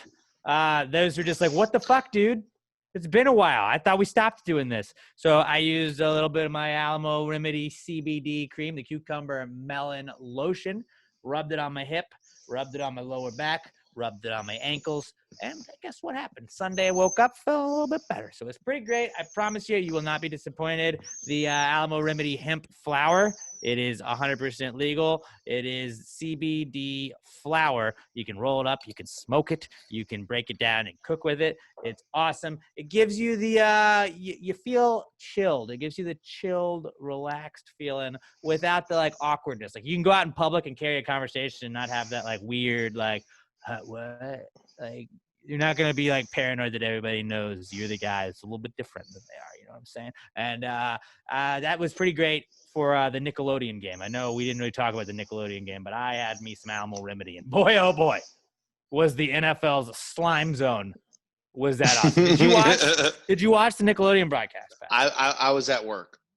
Okay, well, don't worry about it. Not a big deal. But the Slime Zone, the Nickelodeon broadcast, the hemp flower definitely was great. That's $19.99 at alamoremedy.com. You can also get 10% off of your order when you use promo code PTG at checkout. Quick shout out. If you guys go to alamoremedy.com, use the promo code PTG at checkout, you're going to get 10% off. And we'll also give you a shout out because I get a little notification from our boys at Alamo Remedy about how you guys use our code. So shout out to Noe Guerrero and Sherry Morris for both using the PTG promo code at alamoremedy.com. You can also tag them at Alamo Remedy and at Alamo Remedy CBD on Twitter and Instagram. Let them know you're supporting the people that support us. They have the CBD gummies, the lotion, the tincture oil, and the capsules, as well as the hemp flower. If you're stressed, if you got some aches, some pains, go to alamoremedy.com.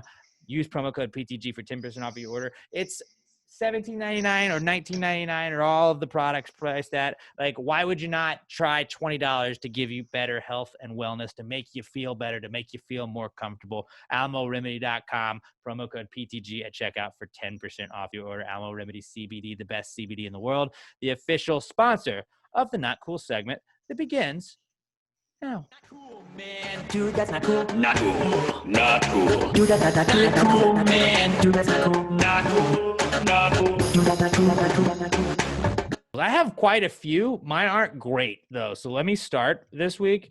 ATMs that don't work. Just like I went to one the other day. I was trying to get lotto tickets. big deal. There's a big lotto going on, and I was trying to get some lottery tickets. You couldn't use your card, so I had to go to the ATM. I went to the ATM. Yeah, why and it was can't you use your card for lotto tickets?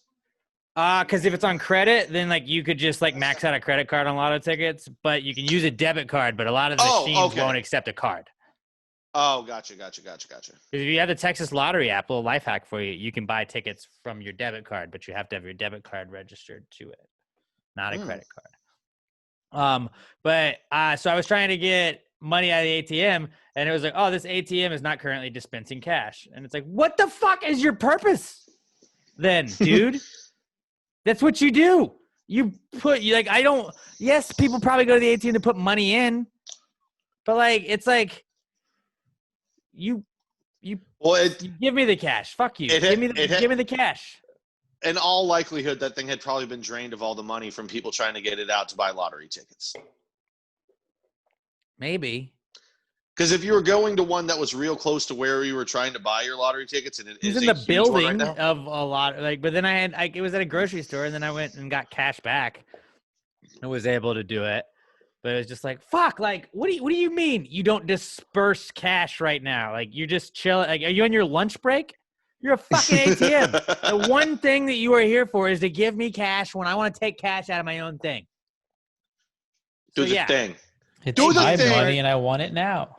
Right, exactly. Like what J.G. Wentworth. But also just like another not cool, like, tailspins off of that is just like, not having cash on you when you need cash on you. Like there's no worse feeling than that. That's such a rare feeling though now. Like when do you, in today's world, when do you need cash?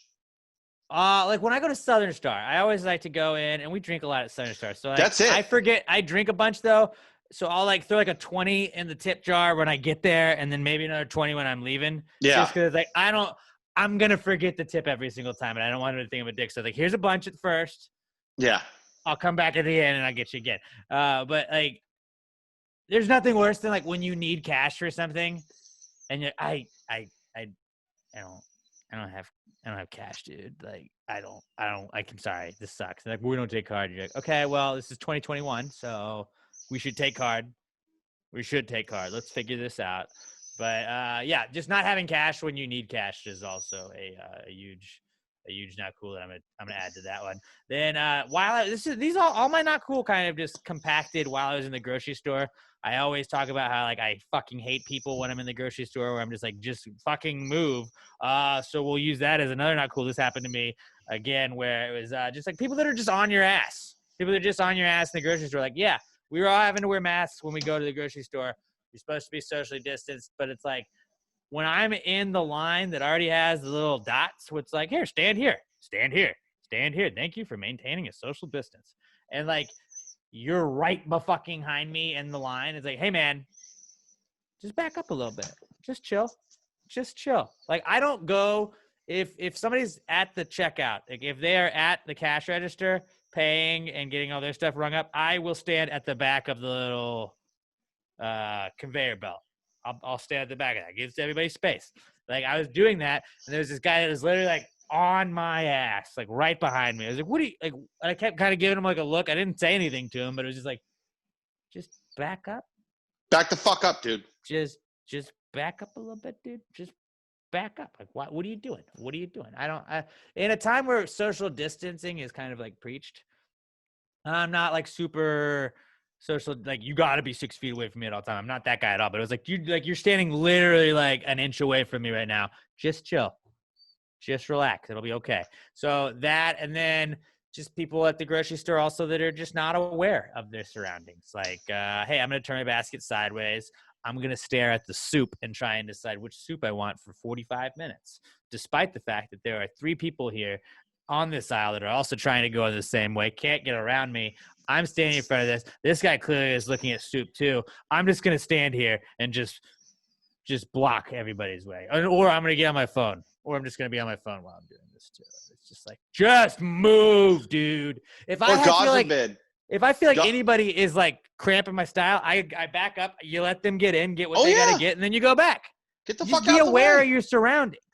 God forbid you're in the aisle there's like one aisle somehow in every store. You'd think there'd be multiple, but there's always one where there's a beam that goes from the floor to the ceiling because they just need that support beam somewhere in the middle. And if you're on that aisle, nobody's ever at the ends of that aisle. But there's always somebody standing next to that fucking beam that blocks the entire. You can't get around. And you're just like, excuse me, and they like move their body to the side and like, no, dickhead. Yeah, they don't move cart. their feet. They just do this. You're like, I'm not gonna go up. No, but like dickhead, it's not your body that's in the way. It's your cart that's next to the beam that is taking up half the alley, and then you're taking up half the alley. So like one time, I literally just like ran my cart into the guy's cart and then pushed past him. I have moved people's carts like, how are you this unaware? How are you this unaware of what's going on, sir? Or like they turn to go down and like they see you behind them and like they're walking down, but then they walk as slow as fucking possible down this aisle, looking at every item that you know they're not even thinking about buying. stopping a bunch. But when they do that, when there's other people on the other side that are stopped right there because they're looking at him, and you're just slowly walking by, like, oh, that's taco mix. Like, dog. And then in your brain, you're just like, move! I'm hearing your wife in front of you saying the thing that she's looking for. It ain't fucking taco mix. She's in front of you. She just walked past all of that because that's not what you're getting. Get the fuck out of the way. Just fucking move. Just have basic. It's the same problem with people on the road. Every pet peeve of mine at the grocery store I had the other day, like back to like the ATM started. I was like, you know what? I'll just get cash back. I'm not going to sweat the small stuff. Whatever, dude. I got a couple of things I got to go pick up. I got 2 things that I needed, and I was so fed up with the fact that like the first aisle I was on, there were 79. Like this is also like you said. There's the in every grocery store there's the one with the beam. And there's also every grocery store, there is the one aisle that regardless of what it is, if it's pasta, sometimes it's like salad dressing, sometimes it's just chips or whatever it is, where 97% of the grocery store shoppers are in the same aisle at the same time. And you're like, what? Like, why? Why are you all guys buying Asian food today? What are we doing? My favorite is when something like that happens and you see it and you just go, fuck this. You park your thing down on the end cap, like not in the aisle, but on the end. And then you just like, so you're moving your shoulders sideways, like, excuse me. And you're like just weaving in and out of people and people are looking at the item that you're getting. And you just reach like across their body. Cause it's never like you can just get to where you need to be. There's always still one person. So you literally have to like reach across their chest to grab it and be like, we're face to face now because you're not moving and you're in the way. And then you get out of it. No, I haven't done that. They're like, this guy just leaned over me. What's that guy's problem? Because you've been there for 5 hours. Yeah, because you see this aisle's packed. I need one thing. I know where it is. None of you know what the fuck you're doing. I'm getting my shit and getting out. But I had that like moment where it was just like everything that pisses me off in the grocery store added up. Like I already have used multiple times. This is a multi-use, not cool. I'm already on. But like the people that like are the personal shoppers or whatever at HEB, where then they like deliver it. They're like you pull up to your parking spot and they come and they pack it into your car or whatever, and you pay extra for that. I'm not knocking people that do that, but it's like they have this huge fucking like Home Depot size like cart that they go with, and like it's like a shelf that's just got wheels on it, and they block a whole fucking aisle with it. And I was like, motherfucker, I am shopping now. I don't give a fuck that Margaret's coming to fucking pick up her groceries in an hour. I get fucking priority. Don't fucking turn your thing sideways. I'm fucking getting bread now. My turn to get bread.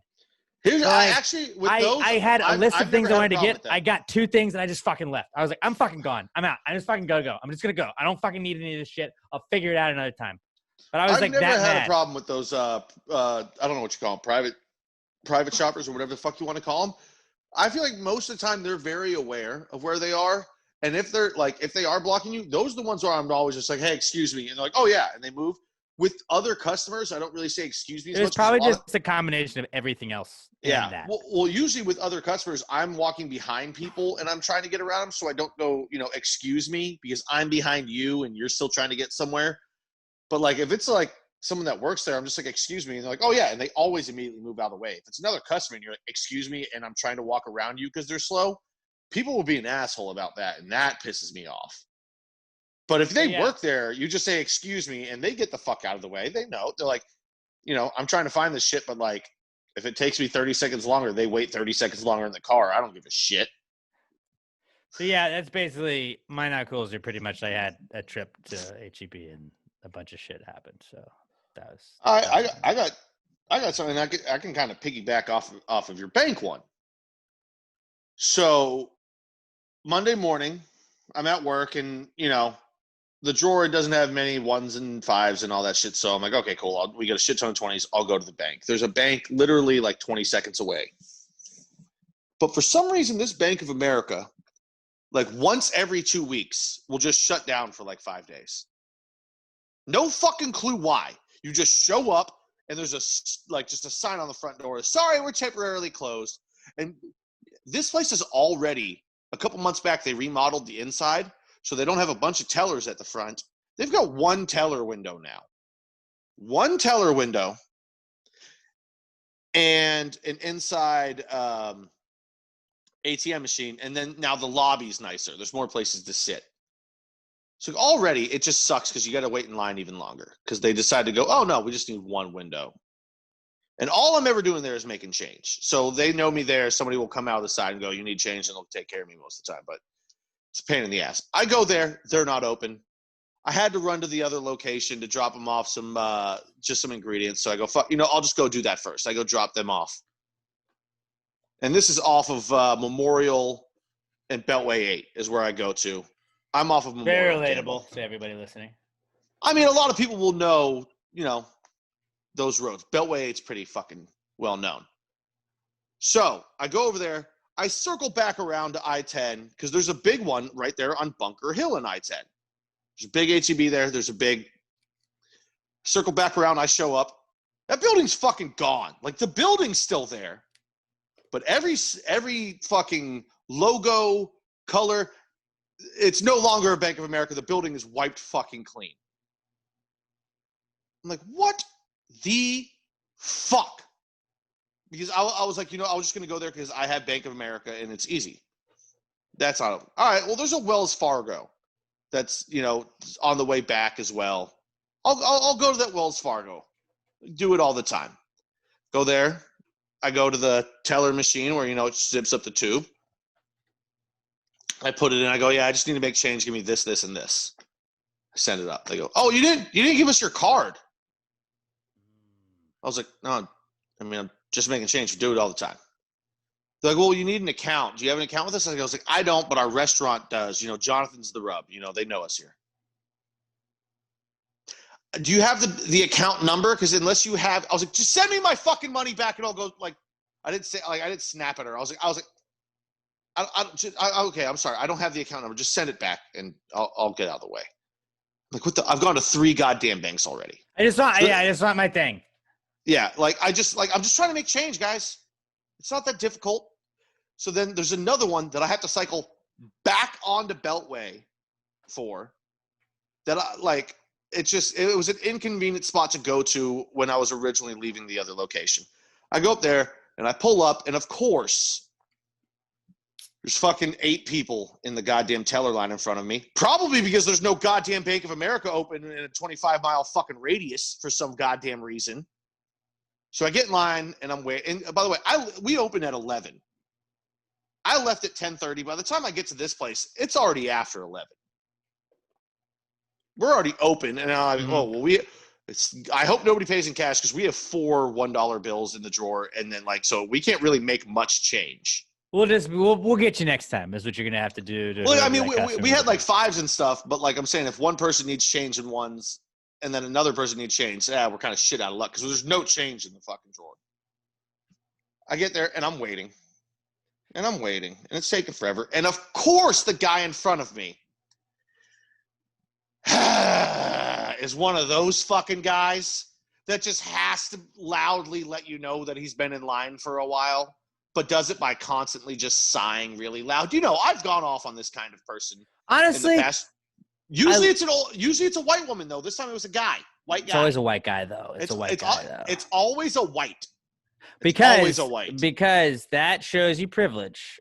As a white, I can also identify white privilege, and the privilege of being a white person that a lot of people don't understand is that you are allowed to have blow-ups in public and not be labeled as like a threat where a lot of other people are not able to do that. And I think like I am guilty of like getting loud and being obnoxious. Like I taught you about being banned from fucking Buffalo Wild Wings. Like that was fucking white privilege. I didn't realize it then, but yes, like that's fucking. I don't know. I wasn't abusing it, but yeah.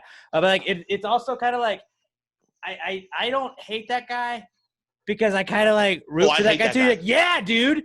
I also am frustrated that I have been waiting in this line as well. I do not want to be the guy that causes the scene, but I also have the same emotions. No, I'm not, because I'm like, I get it. Other people have to use the bank. I fucking get it. But so, and by the way, not only is he that guy, he's also a guy that like he's got the mask on, but like he's not on wearing his nose or like below his chin. But he's not. Yeah, he's not wearing the mask. It's on, but he's not like. It started out like did the mask say this does nothing? It's like this mask accomplishes nothing. His nose was out, and the longer he stood there, more of his face was like. Then it was his upper lip was also out. That was below. Then finally, it was just underneath his chin, and that's how he was standing there. And then every couple of minutes, you just get that.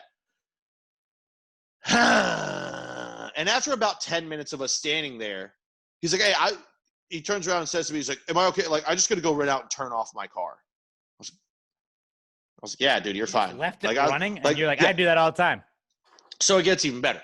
He does that because I'm assuming he thought he was just going to be in and out. Comes back. Another 15, 20 minutes goes by. We've moved up 2 more spots. And finally, this guy's like, "Excuse me, like, sir, should I be standing here?" And one of the guys who's working there is like, "Wait, what?" And he's like, "Do you have an appointment?" He's like, "Yes, I have an appointment." He's like, "All right, we'll just take a seat." The guy's like, "Where am I supposed to be in line, or am I supposed to be like, where am I supposed to be sitting?" And the guy's like, we're wrapping, the line is wrapping around the lobby where there's other people sitting that have appointments. It's very obvious where he's supposed to be. He's just a fucking idiot. And the guy just kind of like, I respect the employee for this move, turns back around and goes back to what he's doing. Doesn't even reply to him the second time. He's like, "I already told you to take a seat. Get the fuck." And the guy's like, Sir. And I'm just standing there at this point, trying not to start laughing. Like, this dickhead, like, I'm not even getting mad if he gets up to the teller because they're immediately going to say, "You have an appointment, go sit down." Like, what are you doing? But aren't you kind of like rooting for him to get to the window just because I kind of just want to see where this goes at this point. Like, I'm in for the ride. I'm behind him in line. I'm going to be here. Let's just see how this goes. Yeah, but then, after a while, like, the lady who's up at because you know how banks now, they've got the person at front, and then, like, if you have a meeting, he finally just walks up and they're talking to somebody. He's like, excuse me, I'm sorry. But, like, I have an appointment. Where am I supposed to be? And she's like, "You have an appointment? What's your name?" Plugs in and goes, "Yeah, take a seat." Like, everyone in the bank was just like, this guy's a fucking dickhead. He gets out of line, and at that point, I'm second in line. So I'm like, cool, I'm almost done. But then, of course, the person in front of me, she just has to make a cashier's check, which is apparently the most complex cashier's check of all time, because that took 10 minutes, which, like, I don't know if you've ever had to make a cashier's check. It should take about 35 seconds. But I wasn't mad at her at that point. I was trying. You're just like, I'm not behind this weirdo. I'm glad I'm not behind that guy anymore. By the time I got back to the bank, I was gone for an hour and a half just trying to make change for $120. It was fucking absurd, but I was like, I don't even know what to say about this. This is ridiculous. That's the whole thing about banks right now, where it's like, guys, you guys, like, there's fees that they fuck you with on everything. You were talking about the hours of banks where, like, I think that's been a not cool of mine before, where I was like, I had a Bank of America I went to, and they were like, we open at 11 or at 10. We close at 4. We close at noon for lunch. So we're closed from noon to 1, but then we're closed at 4. And it's like, so you guys are open like 5 hours. Why do you even have a branch here? Like, just don't have one. Everyone I go to, the one that was on Bunker Hill I've been to before, I've never seen them with more than 2 tellers at a time, which is like, what are you doing? That's why there's always a line. The one that is by me that I said they actually, like, remodeled to there only being 1 teller window. The one I was at that's in City Center, they had 1 teller working. I'm like, you've got 9 people in the offices. Pull one of their fat asses behind the window and have them get this line fucking done and let them go back to their office. Like, solitaire, though. Killing me. So that was one. That's number 2, and actually this isn't in escalating levels, but This one actually pissed me off less than that one, but that one was just a better story.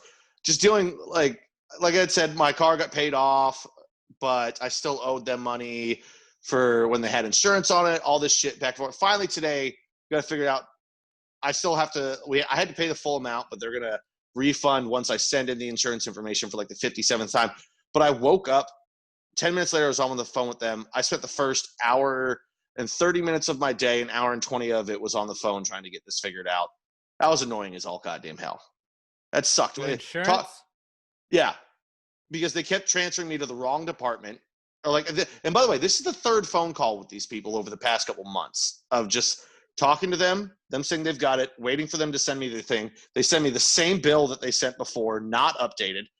Finally today, after all this time, and 3 people that I talked to today, I finally got to someone that gave me the correct information of what needs to happen. Just, so annoying. I don't want to Yeah. interrupt, but I am interrupting because I had something sort of like that with my insurance, my like healthcare insurance, where they were like, "Hey, I know that you went to the dentist at this time last year. We were calling to just let you know that we're disputing this charge and blah blah blah blah blah.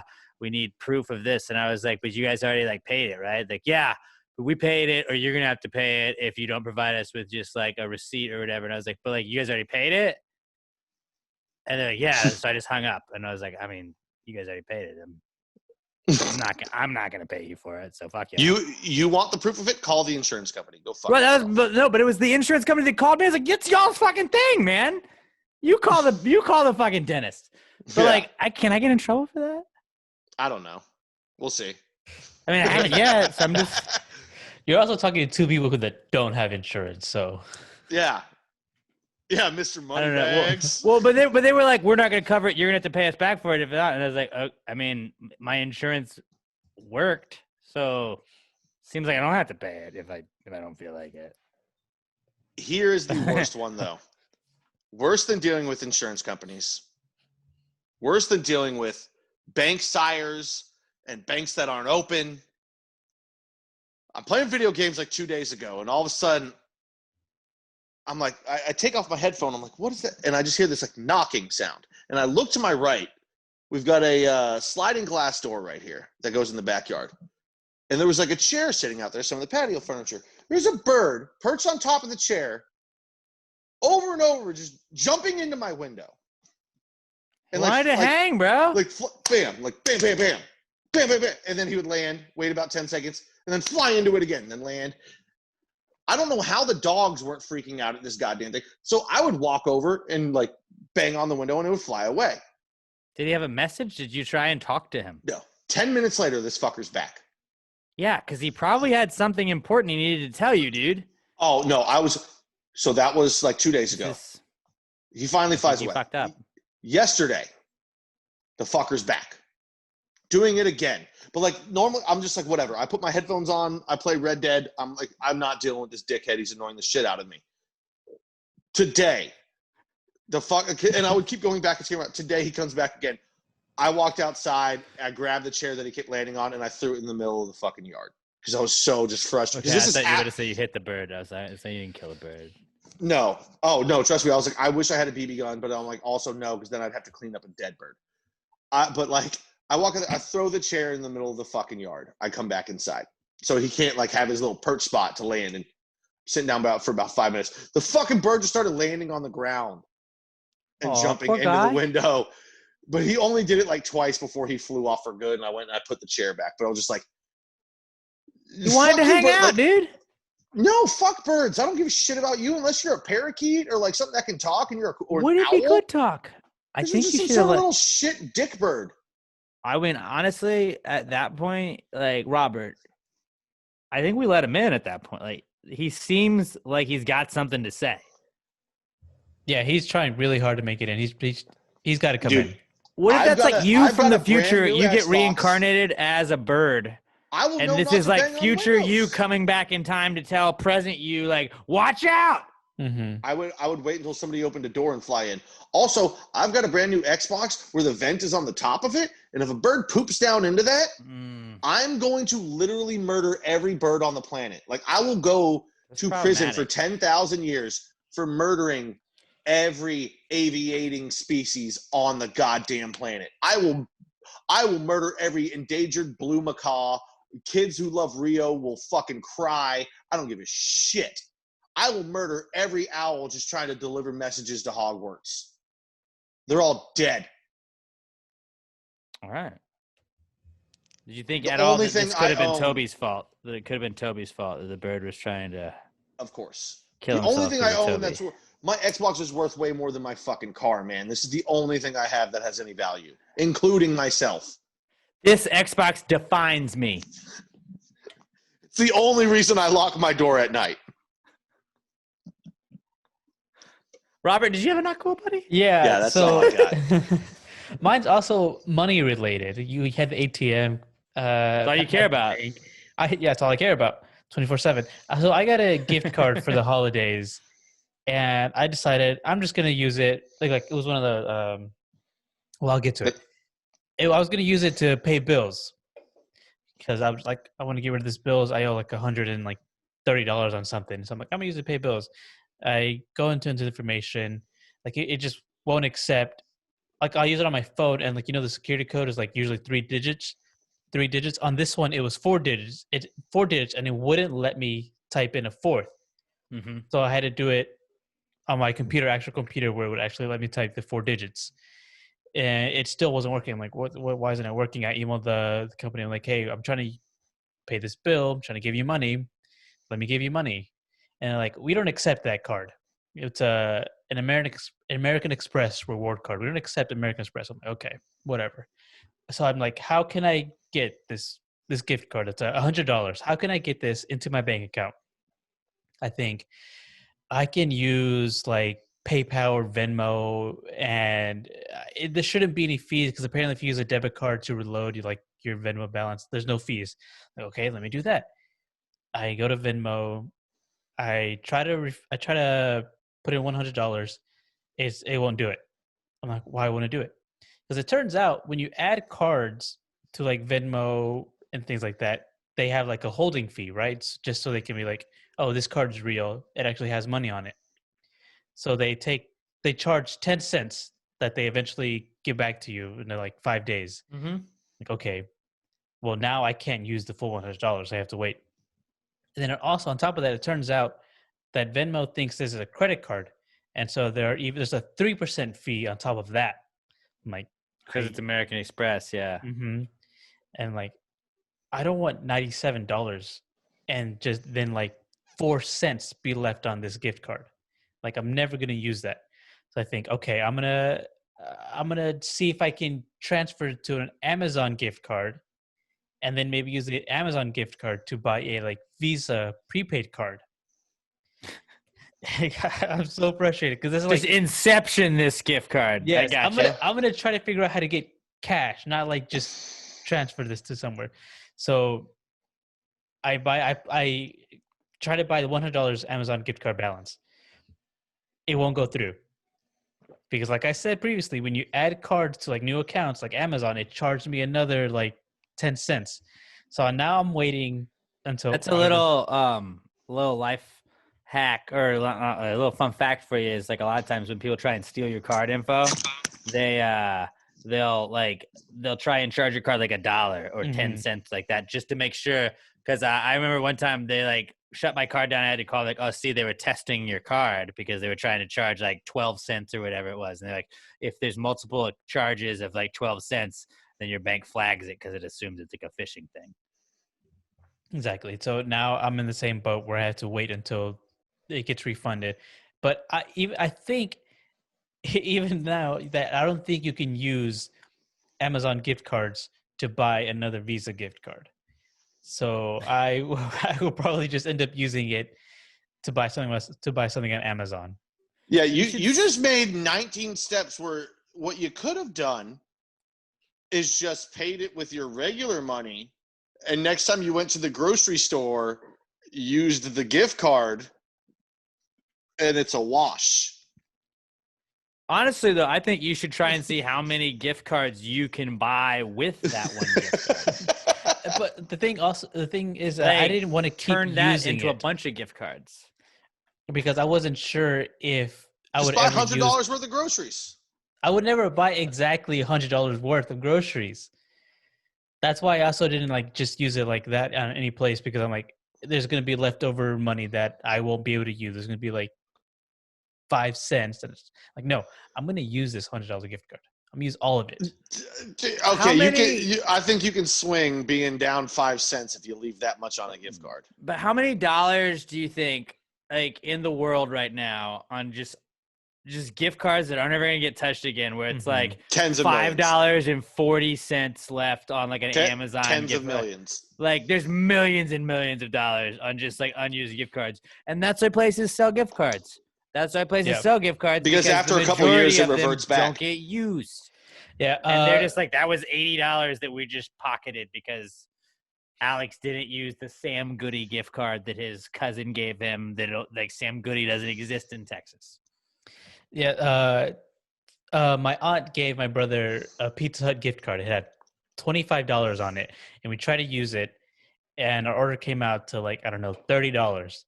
And we're like, oh, cool, we have a $25 gift card. Let's use it. Kept trying to use it, wouldn't take. I'm like, why isn't it taking? I checked the balance. I'm like, yep, there's $25. Why aren't you taking? So I'm like, just thinking, okay, maybe it has to be exactly 25 or under. So I take out a thing. And it's like $23 and something cents. I'm like, okay, let me try it. It takes it. So now there's only like $2 left on this gift card. So that like I'm thinking has to be exact, or maybe I could use it in person. We got Pizza Hut the other day. I'm like, I'm just gonna try this gift card, see if it works. It took it. It was the order was the order was obviously like, I don't know, like $30 again, and this time it worked. But for some reason, the first time it had to be under $25.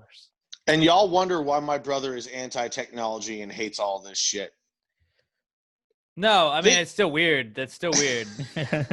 No, it's weird, but he's just like, dude, think of how much time he saves in his life by not dealing with any of this kind of stuff. I don't think he saves as much time as he thinks he saves. Oh, no, he definitely does. I'm not saying he does anything productive with the time saved. Right, but also like a fire happens and his fortune is gone. Whereas like that happens to Robert or myself or you, and we're like, well, good thing I have a bank account with my money in it and not all of it in my mattress. And yeah, but it's hockey season, so we're going to make it all back. Right, we will make it back.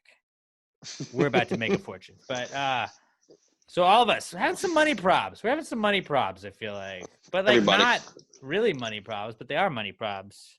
Other people's money probs, you know what I'm saying? Yeah. And then what is shirt, Robert? So I got another gift card for Christmas, and it was for a specific company. So I'm like, I'm gonna. Everyone send Robert gift cards for like $8.43 just to make his life miserable.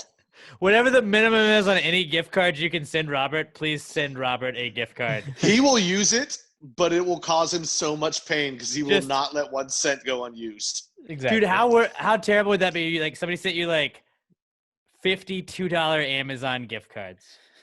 It's like, here's $100 in Amazon, but they're in $2 increments.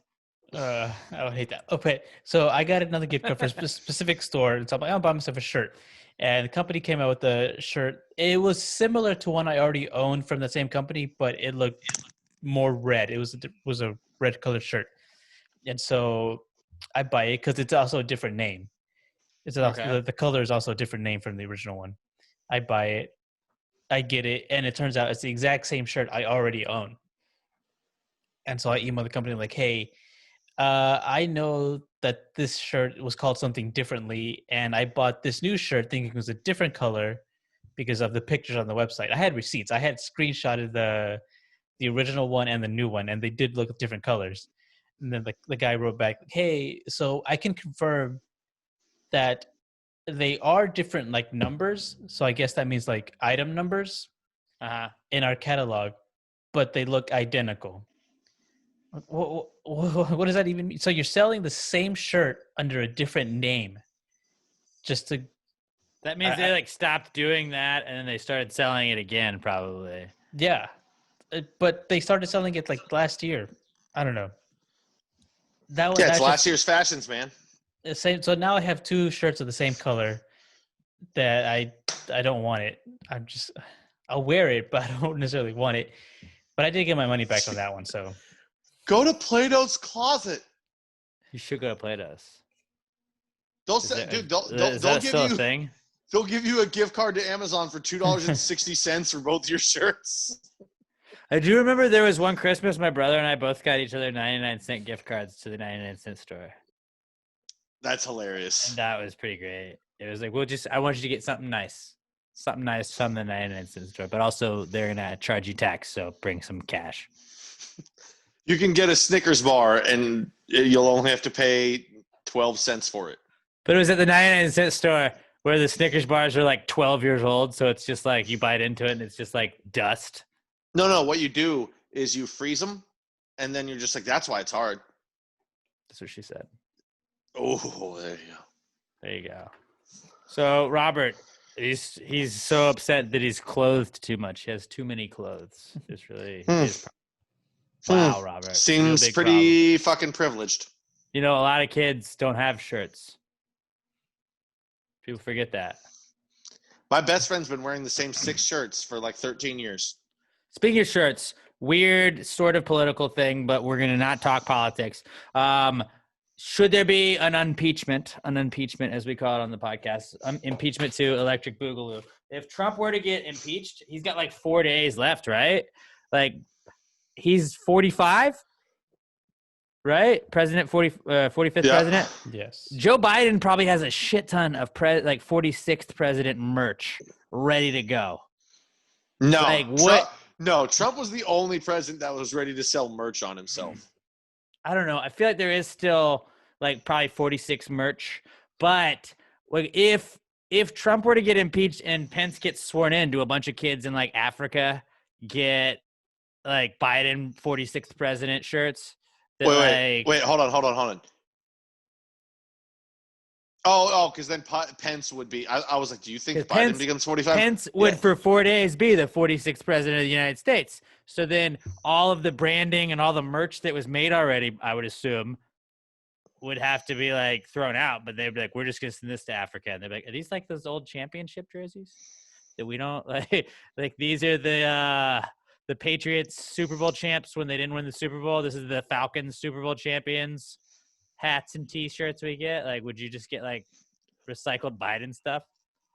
I would assume something like that would happen. It's not going to, but That's just, I don't know. I think I asked that the other day and I never really got an answer on the morning show, but I just thought that was funny. either that or Hillary Clinton would just use them to bind up the hands and legs of her political opponents. And on that note, we'll move on because we weren't going to get too political with that. All right, That's Little not political. M. Everyone enjoys a good Hillary kills people joke. Come on. You know what else everybody enjoys is Little M air freshener, the best air fresheners in the whole world. You know, a lot of people are still driving around with those motherfucking baby back bitch trees hanging from their rear view mirrors, and a bunch of people forget they chop down a whole tree to make one of those every single time. Whereas the Little M air fresheners, they throw up bird seed, which eventually I would assume turns into some sort of tree because it's a seed. It grows into things. So you're basically helping the earth when you buy a Little M air freshener. LittleMshop.com. That's LittleEMshop.com. Also, they're cheaper than the stupid fucking trees that you can buy to hang from your rearview mirror. And they don't just smell like pine sol. They don't smell like pine sol like all of those do. I was on my way home. I was watching soccer the other day, driving home after the game, and I saw somebody in their car at a light, and they were the guy that has like 84 air fresheners just hanging from the thing, and they were all the black little trees. And I was just like, what an idiot. One Little M air freshener. What a moron. Would have freshened up your car way better than all of these stupid little tree ones you got hanging from your rearview mirror. So go to littlemshop.com, get the best air fresheners in the entire world. You can get some awesome stickers, some journals, some other awesome things, keychains, whatnot. littlemshop.com, littleemshop.com for the best air fresheners and more in the entire world. Little M Shop, the official air freshener sponsor of Pass Your A podcast. Little M Shop at Little EM Shop on Twitter and at Little M Tweets All right, Little M tweets on Twitter at Little EM Shop on Instagram. Tag them, let them know you're supporting the people, supporting the podcast. Little M Air Freshers, best air freshers in the entire world. The official sponsor of our answers segment. Now, the answers segment. Before we do the first answers one, can I throw one more not cool in? Absolutely. So as we just discussed again, of course, my brother doesn't have a bank account. So he had given me some money to load onto DraftKings and everything and had me reserve something tonight. And he's texting me right now like, I'm almost done with the lineup. I'm like, all right, I'll be done in half an hour. No, you got to enter it before 6. So sorry, guys, if I seem a little distracted the next 20 minutes. My brother's a fucking dickhead that doesn't understand give him your time login management. info. You think he can figure that out? I'll still be 2021. He has a cell phone, right? I'll still be 100% here, but yeah, he's Is your brother 105 years old? Like he seems yes. I don't know how the internet works. Yes, and also get online and do it, bro. Also, I don't want to give him my login information because all of a sudden I'm going to get a text going, "Hey, I loaded $150 onto the account from your card for just all these lineups that we're going to run." Like, no, you don't have access to that. Go fuck yourself.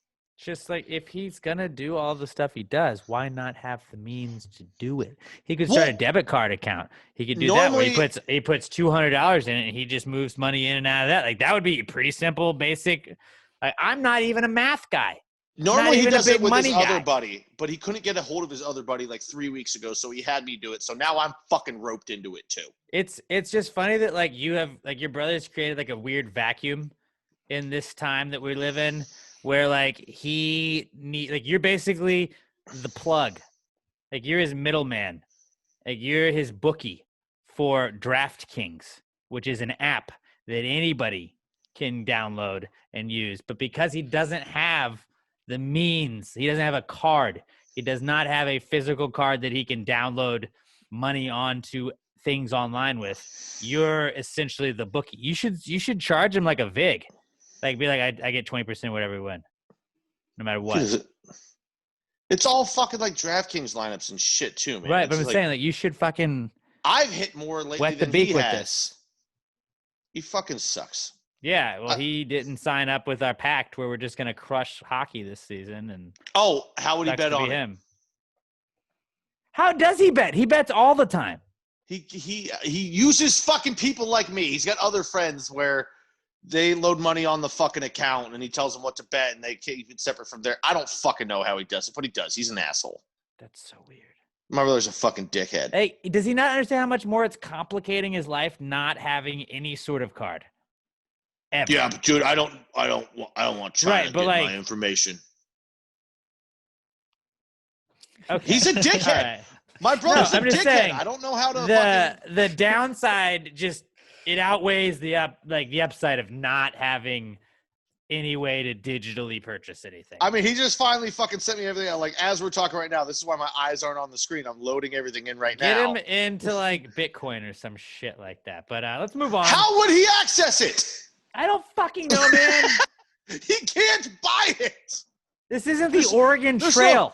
You can't go to Wells Fargo and go, I'd like 1 Bitcoin, please. Like, here's my money. Take it. You can't fucking do that. This isn't the Oregon Trail, bro. You got to use, like, cards are a thing.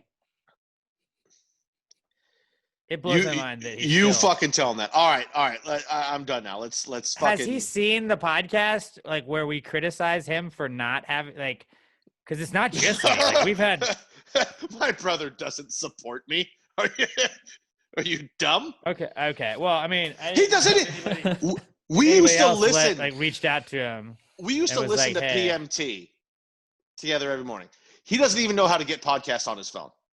I've tried to tell him I can download it because, like, every so often there'll be an interview from somewhere where I'm like, you should listen. Like, Pat, I keep calling you and I don't hear your podcast. I'm like, I can just download it on your phone and then you can like. He's like, no, I don't. Now, how the hell, like, download? What do I gotta do? Mail it off to China so they can load it up with all your podcasts? All right, that was my way of successfully wasting enough time. I like that your brother has like a southern accent like that he doesn't have at all. But he's gonna mail my phone away? Yeah, right. He's a dickhead. It just But, he's hey. making his life harder than he needs to be. For all the things he uses, just get one debit card and put a little bit of money on it. No, not only is he making his life harder, he's making my life harder because that's what he Then does. stop. You're enabling. Be like, I Yeah. will not load more money on a DraftKings thing for you. Oh, no, I'm not no. doing that. As soon as this $8 that is left, as soon as this doesn't hit tonight because he's cold as shit on these lineups and this $8 is done, that's down from the 40 that I loaded because I hit and he can't hit shit. And he says, load more on tomorrow. I'm just going to be like, no. Go back to your other buddy that was doing it before. I'm done. Yeah. All right. Well, anyways. Not cool. My family. Not believing in banks. Anyways, the answers segment, guys. Now, there's no such thing as a stupid question. Just stupid people. I'm not going to argue that right now. I finally fucking turned you. I think it is healthy to ask questions no matter what the question is. I was one time in Miss Winter's third grade class at Farr Elementary in Lawrenceville, Georgia. She said, if anyone has a question, please raise your hands. There is no such thing as a stupid question. I remember raising my hand. I don't remember what I asked. I remember getting laughed at. And I vowed to myself, hey, I thought there was like no such thing as a stupid question. You know what? One day when I'm in charge, I won't judge you for the questions that they send me. So I never got put in charge. I started a podcast. So if so facto, put myself in charge. And I encourage you guys to send us your questions. Hashtag PTG answers at passthegravypod.com. I'm at Alex J. Middleton. Pat's at not Pat D. And Robert is at Robert Barbosa03 on Twitter. Pat, are you going to get a fucking Instagram now? I thought you were supposed to do this last week. I don't wanna. Just do it. I can tag you and shit. You'll be super into it by the time. I will. I can't guarantee I'm going to do it this week, but I fucking do it will. this week. I Anyways, at Pass the Gravy Just going to look at hot chicks. Alex J. Middleton at not Pat D. and at Robert Barbosa03. And also, Pass the Gravy Podcast Network has a new Twitter as well. Hashtag at PTGPN. Pass the Gravy Podcast. Yes, at PTGPN. Go and follow that. That'll keep you up to date on all the Pass the Gravy Podcast Network shows that we got going out. But you can also email us your questions, answers at passthegravypod.com, although we do look at Twitter first. Hashtag PTG answers at passthegravypod. This is the answers segment. Answer the question. Why just answer the question? Be honest. No big deal. Yeah, answer the question. Don't change the subject. Just answer the fucking question.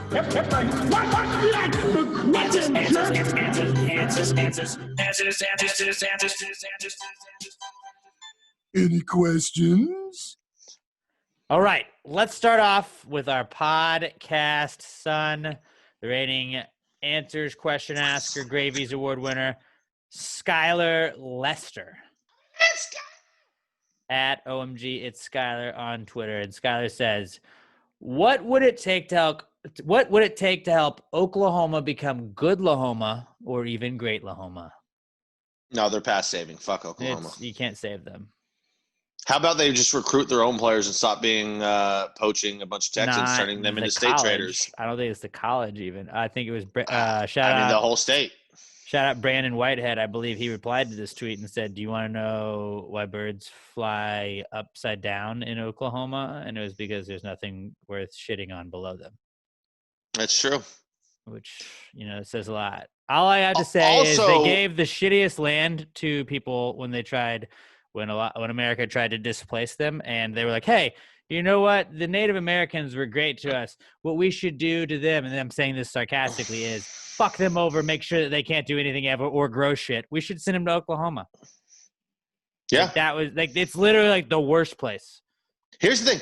Oklahoma's not going to get better. It's only going to get worse because eventually gambling is going to be legalized more widely in other places, and it's going to come to Texas. But once gambling comes to Texas, Oklahoma's fucked. Oklahoma's fucked. They got to hope that the surrounding states on the north and east of them keep coming because Texans aren't going to cross the border anymore. Louisiana's going to be fucked as well when we don't have to cross from Houston. Fucked, but yeah, not as fucked because it's still a tourist destination. There's no place in Oklahoma. There's things in Louisiana people want to go see. Bourbon Street, Mardi Gras. Oklahoma's like, we've got dust. Tornadoes are fun. Remember tornadoes? That's cool. Tulsa, that's a place. Oklahoma might be the first state that ends up like folding. they go bankrupt. Like they just try and get Texas to absorb them, and we're like, no, you guys can get the land. We don't even Really, we're like, hey, dude, we just want to drive. Like, yeah, we're good. Just Kansas, maybe Kansas, you guys. Like, nah. Kansas, you're bigger now. Kansas, you're bigger now. New Mexico's like, we're good too, bro. Colorado, not happening. Where Texas is like, dude, the shape of our state is iconic. Can't fuck with it. All you other states, divvy up the land what you want. Although Super Texas would be kind of cool, and then we're like, we already Dallas are Super Texas, and no, but like Super Texas, where we absorb Oklahoma, would be tight. But then it's just like, yeah, basically everything from Dallas up is shit, so don't go there. No, we don't. The only acceptable way to change the shape of the state of Texas is if we let Oklahoma annex 45 South right into Dallas, so that and the surrounding. And I've said this before, so that Dallas is the hanging ball sack of Oklahoma. That'd be funny.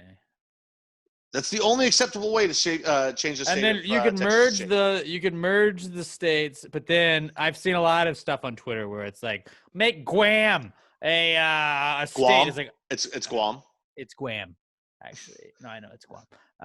But just I don't know. I've seen a lot of shit on Twitter, really, and just honestly, sometimes if you want to feel a little bit better about yourself, just like know that like there's some guy that used to tweet the president 87 times a day that can't now and is probably like super sad. So just be like, my life's not that bad, you know? Yes. Like that would always cheer me up when I'm like, man, you know, like smiley face 69 fucking tweets Donald Trump 87 times a goddamn day about the same shit and telling him he should resign. And he has every single time Trump has tweeted anything forever. And you're like, I'm not that guy at least. Like, so my life's pretty good. This goes actually both ways. There's the people that absolutely support him in everything he does that tweet him 87 times a day. There's the people that tweet him 87 times a day that every time he posts something have to post that he's Hitler and whatever the fuck they post. And that honestly, if anybody that tweets, there's also him that posts 87 times a day. And now if any public figure that tweets that you don't like or you do like, besides Past the Gravy podcast, obviously, like if any public figure that like is trying to spin some narrative, like you tweet multiple times a day, like just something's up there. Just don't do that. Don't do that. If you gotta send answers questions to Past the Gravy, totally different thing. Because you're not like if you're trying to harass or like own someone else by tweeting, I don't know. Moving on. I told you we're not gonna get political in this like the second time this has happened. Let's move on. Oklahoma, it's unsalvageable. It's unsalvageable. We're sorry, Todd. Yeah. We're sorry, Skyler. Todd Voss @as_scene_by_TV on Twitter says, since you guys are the parenting experts, what are your tips for potty training? Ooh, we did last year. It was like #PTG parenting. Like, you know, a lot of you guys that are parents, like maybe you need help raising these kids. And we've raised Skyler. We're pretty good at raising kids, obviously. Skyler turned out all right. He's a fine young man, and, you know, he's contributing to society. And you know what? Pat and I, we're hella proud of him. Hella proud of him. And, I'm damn proud of that boy. I mean, boy ain't right, but I'm fine young man. And if you want to make your kids as great as Skylar is, then, you know, ask us some advice. So #PTG parenting, #PTG answers. Todd wants to know how we would go about potty training. I think you put him with Wheezy at least. We took her outside every hour. Every hour you take her outside. We go outside. This is where we pee. Right, Wheezy? I believe Ashley Smash said something along these lines. You just keep taking them back to the potty. Better than what I was taking them outside in the backyard. I was going to say you leave them outside until they figure it out. You put a toilet outside with them until they start pooping in there. They can't come inside. Also, the squirt bottle, if they pee or poop, you squirt them with water and say bad.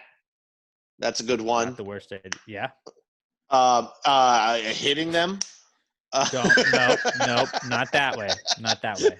I don't think that is it. I said that just to get the exact reaction I just got from Robert, where his eyebrows shot up and his face just has that Jesus look. We're trying to keep Robert on the podcast. Robert already has his own podcast now. I don't want him piecing out. He's already shopping it to other networks. Yeah, this one just came to me. If they pee, you pee on their leg. Establish dominance. You pee on. Weird. Robert, what are your thoughts? Like, what would you recommend? You know, as a parent to. I mean, you've essentially helped raise Skylar as well. This is a 3-father family we're in here. I always thought of Robert as more of an uncle. Yeah, Uncle Robert.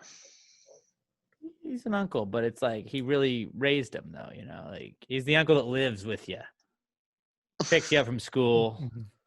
You know, he's Uncle Joey. Soccer. He's Uncle Joey. He's a cool, But what would you like as the cool uncle, Robert? Like, how would you recommend potty training? So I think you go like the dog training route. I think you like get like a treat, like something like a little mini like a slider. But you get a slider and you put it on the toilet. You know? No, not on the toilet. You put it on the lid. Put it on the lid. No. And like so they get the on a plate, maybe on a plate. They get the slider, they open the toilet, and then boom. Some Tupperware. There's poo particles in the air. No, but you got to get them trained. So you got to go. I think that's the best way to go. Robert, you haven't been at work lately, but there's been some poo particles questions I feel like I've wanted to ask a lot of people. Where like, if you drink coffee in the morning, like there's people that bring like their own mugs, like the actual coffee ceramic mug. And they like take it into the restroom with them and like set it on the urinal while they're peeing. I'm like, what are you doing? Like, you're gonna drink that now? You don't do that. That's fine. That coffee's done, right? Yeah. Okay. So then you flush it, and it doesn't just get germs all in your fucking coffee, like piss germs. And no thanks. That's fine, Pat. That's your pee. That's shared with a common office, and like it's a everybody urinal. Else pees in. It's a urinal. There's no cover like on a toilet. Robert, on the toilet, there's a lid. It's in a cup. You were talking about putting food directly onto a toilet. As bait. Maybe the kid doesn't have to eat it. Maybe it's just bait. You know? Like the idea of a fish is the fish isn't going to get to eat it. You're going to catch the fish anyways. You're going to catch them pooping. Actually, here's a good idea. Get out of the way, and then they're not going to get fat because they're not going to have to eat the slider. This is a good idea since all kids are just glued to like iPads and screens all the time now. Oh, I heard this was a good idea. So Pat's on board. Done. Let's move on. Next question. No, what you do is you put them on the toilet and you give them a screen and tell them they're not allowed to get up until they poop. So let them watch Paw Patrol for 45 minutes until they take a dump. It's going to create. Their legs are going to go to sleep, and it's going to create bad habits as an adult at work where they just spend 45 minutes on the dumper. But you know what? I'm doing okay. Yeah. And both those things happen to me. So we didn't really help at all, but sliders. Oh, no, we I like definitely sliders helped. on the sliders on the toilet. Just treats. Just really lure them in with treats. Give them an iPad, sit their ass on the toilet, and say you can't come up until you're done. That's Weezy's perfect. very potty trained, and Weezy just went outside every hour, like when we had her. Then you get some alone time with your Mr. and Mrs. She loved it. Have a little fun on the other side of the door. There you go. Wow. With like the smell of poop like wafting out. Super romantic. I mean, it's kid poop. If you're a parent that's potty training, you're used to the smell of kid poop. I would assume kid poop is like way grosser though. No, I mean it's small. I don't think it's going to smell as bad. And it's just, you're always around it. You're used to the smell of kid poop. From what I've heard from parents, like after a while, you just become desensitized to poop. I mean, as a parent myself on my podcast, I've never had a bad experience with it. Yeah, I've never had to deal with Skylar's poop, and I thank God every day for it. Honestly, he's the best son ever. If you think about it, like we've never had any issues potty training him. I mean, we have yet to get a Father's Day card though, and that's pretty fucking That is actually, although I will admit that every single time he messages me on Twitter, he says, "Hey Dad," like he straight up like will message me, "Hey Dad," like it's a question about like he was like, "Hey Dad, not feeling great. I think I got a COVID test. I'm not going to be able to come to the Spooktacular." Like, hey, son, I'm proud of you for doing the right thing. But it's Yeah. just like all of I'm not mad. his DMs are, hey, dad. And it makes me really happy that somebody actually called me dad. I'm not mad. I'm just disappointed. I want to point out that for the future reference, Uncle's Day is July 26th. So if you want to get him anything, Hey, all the best days are in July. your birthday's in July, isn't it? Yeah. That was 4th of July. And it's the summer, so you can just get fucked up every day. And people be like, what happened? I'm like, it's summer. America, excuse me. Ever heard of it? America's birthday was this month, and I don't just confine Birthday it to a day. month. Exactly. I celebrate my country every chance I get. I don't know about you and your communism. Moving on, guys. We got to move on. Zach Woodruff at Salsa 6800. I told you Zach is gunning for that Rookie of the Year Gravies Award at the end of the year. And he's off to a pretty hot start right now. Is that a sneeze? It was a cough. Okay, I was going to say if it was a sneeze, bless you. If it's a cough, then fuck off. It was a loogie. Zach Woodruff says, is the stock market just astrology for men? No. Stock market's a real thing. Astrology is not real. Not even a little bit. This is harsh for a lot of you guys to take, but the planets and their alignments have nothing to do with your everyday life. Dude, Pat, you sound like such a vegan the way you're talking right now. You're such a vegetarian or whatever the fucking Those centaur is on the fucking astrology signs. See, you were trying to think of one of the astrology signs to say there, but you couldn't think of any. You could have went with Aries, Cancer. Oh, no, I definitely knew multiple ones. I just tried to not say one because I know somebody's like, that's not one. That's not one. It's a Virgo. It's a Virgo, idiot.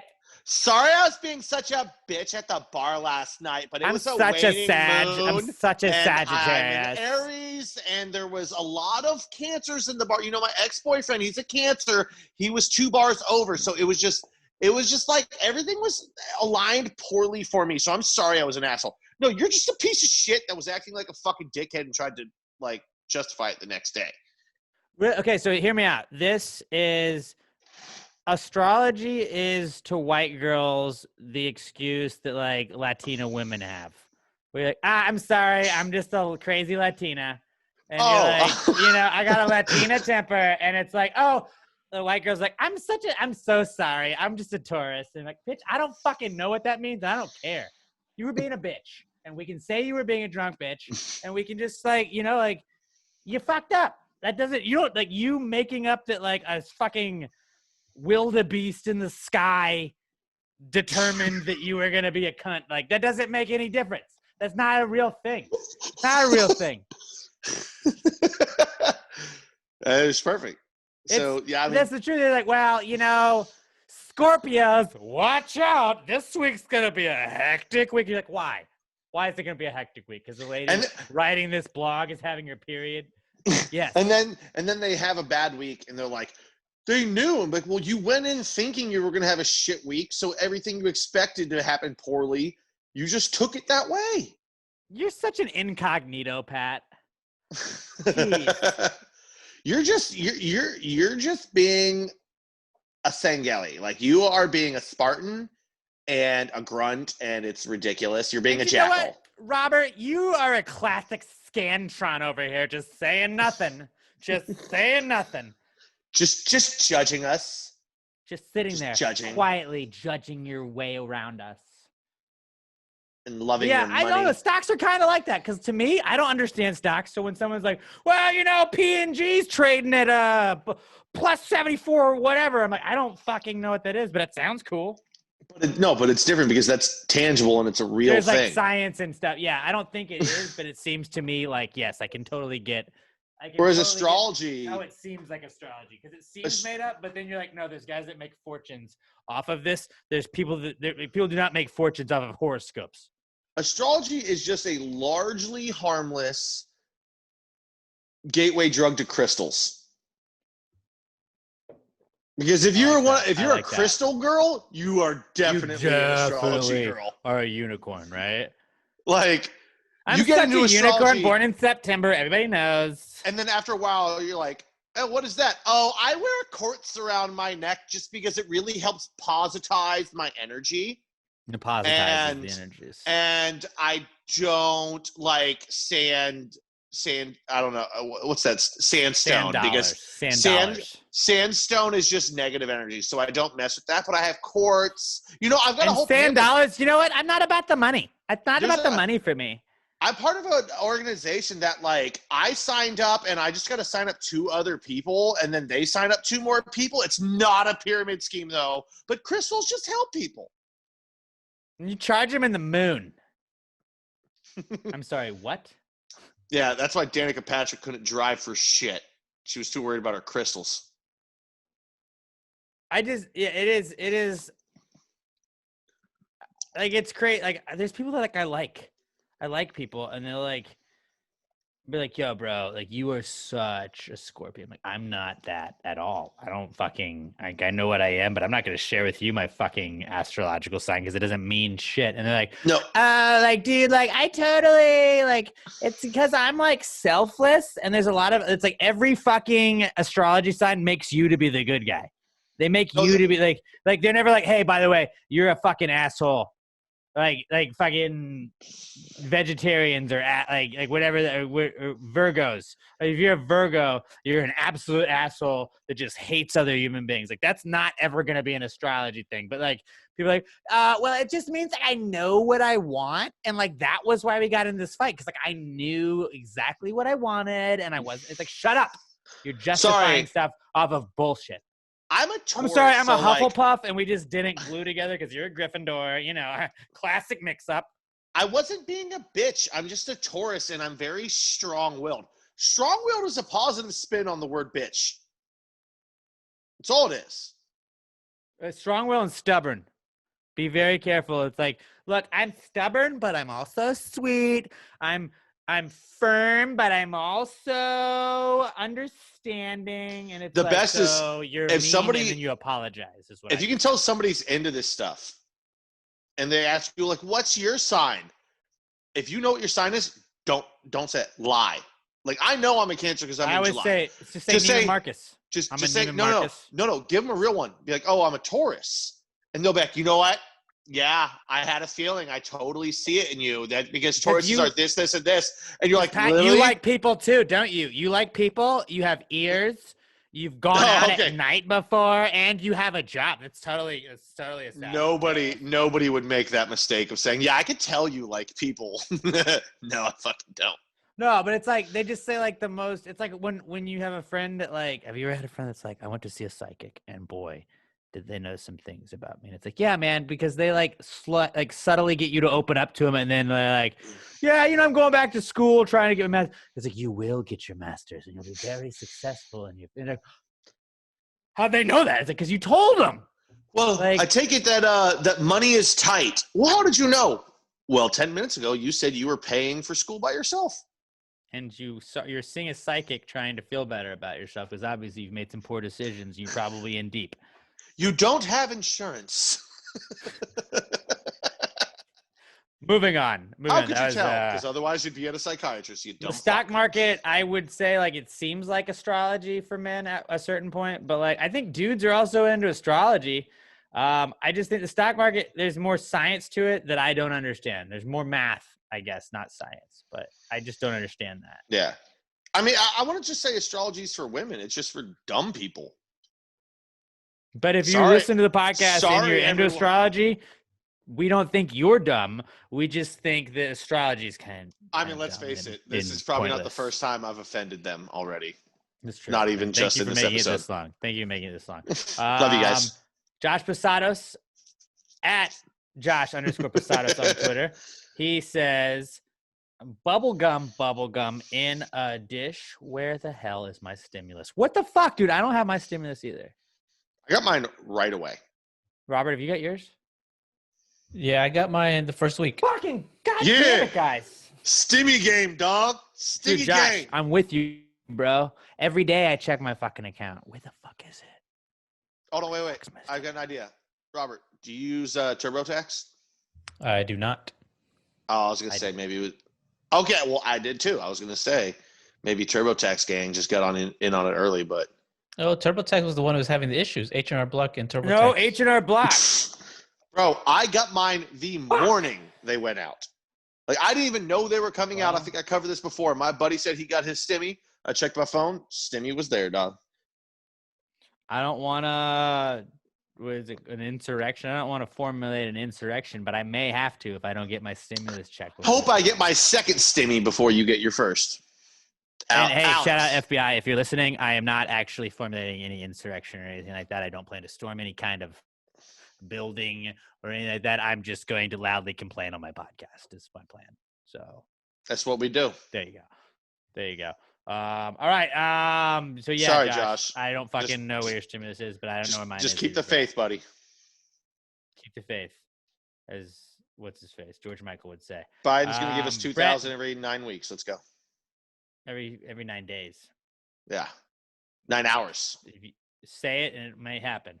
Brandon at Price of a ZJ on Twitter says, why does the lead singer of Modest Mouse sound like he's being chased around the yard with a water hose while singing most of their songs? I didn't understand this at first. I'm a huge Modest Mouse fan. I'm not. Then I sort of got it. I back my car into a cop car. He got her day. It does sound like somebody's like trying to get him wet the whole time with like a water hose. I don't know, Pat. Please stop spraying me with that water hose. Robert is over here. He's hanging out. Like, it's just like, he seems like he's in like he's trying to get away from somebody that is like super soaking him. I only know one Modest Mouse song, and it's Polar Opposites. And that's only because I found this bluegrass version of it. That's an absolute fucking banger, like 6 years back. So I would. It's a pretty great band, but I've always heard. I've never gotten into them, but anybody just a little upset. Let's all take a moment. Let's take like 10 minutes this week, and let's all listen to a little Modest Mouse. All right. And if you're gonna do that, also listen to Polar Opposites by Iron Horse, or just type in Polar Opposites bluegrass, and you'll find it. It's a banger. A banger. All right. I agree with you though, Brett. Our next question. Josh Tree Cottle at Joshua Tree 713, the reigning Pass the Gravy MVP from last year. Josh says, why is there a window in the bathroom/shower? Has anyone ever used it? Took my morning shower and it was cold as fuck in there because of it. Well, close the window, dude. Yeah, you don't open it. I would assume people use it to keep the steam out. But if it's cold, you could use it to keep the steam out. If you're a high school kid or you live with your parents, and perhaps you indulge in certain activities that you know, ganja. You know, I'm just saying that's also a solid little. If you got that in your bathroom, that's an easy way to avoid detection. Not that I know that from personal experience. So perhaps I've had friends that have, had windows in their bathrooms. Also, I guess like it saves on electricity. We were talking about saving on electricity with like heat and everything. If you got light coming in from the sun, you got to turn like at my parents' house, I had one of those that it was like, you're pooping in the middle of the day. You got the light coming in anyway. So you got to turn the light on when you go to the bathroom. I suppose. It just depends honestly, on. I think they are weird. They're odd. It's odd that they threw those in. It's like it's just a sliding window that probably 1/10 of the people that ever use this are going to open. It's really just for kids smoking weed in the house. That's really what it's for. Yeah, because you can't really like slide through it. No, I mean all of them are literally the size of an iPad. They're all the size of an iPad. Like, that's it. And it's just like a tiny little slider. It's like when it's slid all the way open, it's only like, 4 inches by maybe 6 inches? Yeah. I would assume the practical use is just to let steam roll out of there so it doesn't steam up the bathroom. But the actual use is kids smoking pot in the house. I remember when I came home from college, like that first Thanksgiving, you come home from college, your freshman year, everybody went to the bar. I think we went to your bar, Stars. The first one? Like when we were, I didn't have a fake ID, so I didn't fucking go. Well, I did. So I used that and was drinking. And I I remember it was the Thanksgiving, but I remember it was like the night before Thanksgiving. I remember going back to my parents' house, and I had that little like shower window, and I had opened it for some reason. I don't know, probably because I was drunk, and I was in the shower like, and I tried to grab like the shower gel or whatever, and I just knocked like shampoo and like 4 other things out the window accidentally, and like it fell in like my backyard, and then like I had to like go downstairs. Like I was like, fuck. And it was just Where the like, hell is your window and where's your like? It's I'm like in picturing my- the window so- is at like the top of the shower. Why is your shampoo that high up? well, because like it had that little like, Oh, you put it It on had the the- ledge. yeah, I put it on the ledge by the window. Gotcha. So all my soap, my shampoo, conditioner, all that stuff would go up there. But then like I don't know why it was open, but I remember like reaching up, trying to like grab it and just knocking over a bunch of shit. And like, fuck, I gotta go all the way downstairs now and go to the side yard and get this. And it was like, it just was inconvenient. But yeah, I don't know why they fucking have those windows in the bathroom. I would assume so. It's for vents. They really shouldn't be there. I mean, It you know, makes that's no why sense. that's why we have vents. Yeah, I mean, there's that is why vents. we We have don't need the window. That's a good question, Josh. That's a good question. A real thinker right there.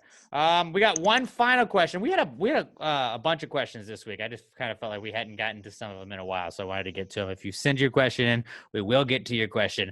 We just can't get to them all each week, but keep sending them in. Hashtag PTG answers at Pass the Gray Pod. Our final question of the week is from our girl Cassie J, the Squatch God. Our first time hearing from her this week, and she says refried beans, peanut butter. I mean, I Yes. love it. No. Yes, it is. Oh, you know what? You know what? No. It's chunky peanut butter. Chunky. It's peanut butter though. There we go. I was like peanut butter. Peanut butter is smooth, so it's no. Yeah, it's chunky peanut butter because there's still full beans in there, but most of the beans are mashed into a paste, for lack of a better word. It's chunky peanut butter. Chunky peanut butter. I mean, that's right to the point. It's perfect. Yes, Cassie, you get us. That's why we like Cassie. Love you, Cass. That's it. That's all we got, I guess, this week. Guys, I love you guys. Thank you guys for tuning in. Pass the Gravy's podcast network. Check out all of the people on the podcast network. Obviously, Pass the Gravy podcast. You're listening to us at the very end, so shout out to you for making it. If you made it to the end right now, screenshot this and at Pass the Gravy Pod, let us know you finished. Just be like, made it to the end. I always like it when you guys do that. We did that a couple of times last year. That was cool. Robert, you have a podcast. A recent study suggests at a recent study pod. Give it a 5-star review on iTunes. Are you on everything now at this point? Yes. Even Everywhere- heroin? Bobby. He's not on heroin. Yes. Everywhere you listen to podcasts. Pretty great. You talked about a little age gap and some dating this week. Oh, some spicy Cradle stuff. robber. Big fan of the newest podcast on the network. Disappointed but not surprised. Check out Addie. Check out Alex. I promise you guys, if you don't like them, I will 100% refund the cost of you listening to them because it's $0. And I promise you, like, they got some fucking nuts stories. Like, it's weird kink stories about sex, weird just sex stories that people have had, people picking up people off of Craigslist, all kinds of crazy shit. It's awesome. You guys are not going to be disappointed but not surprised. The podcast on the Pass the Gravy Podcast Network, Claire Big Blue Podcast, Weekly D Podcast, The Time Machine with Andrew Green Podcast, and then, of course, Pass the Gravy Podcast. We love you guys. You guys are awesome. Thank you guys for tuning in. Please give us a 5-star review on iTunes, Spotify, iHeartRadio, wherever else you're listening to us. Roast the fuck out of us in the comments and give us a 5-star review. As long as you give us the 5-star review, we will put your roast into the best review of the year as a Gravies Award. Anybody else got anything? Nope. That's about it, huh? Oh, hockey. And Packers, right?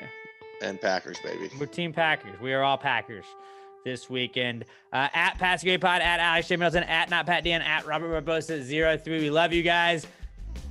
Have a good one. Be good to one another. And until we talk to you guys next week, Pass the Gravy. Yeah. Bitches! I've been trying to call. I've been on my own for long enough. Baby, you can show me how to love. Maybe going through withdrawals. You don't even have to do too much. You can turn me on with just a touch.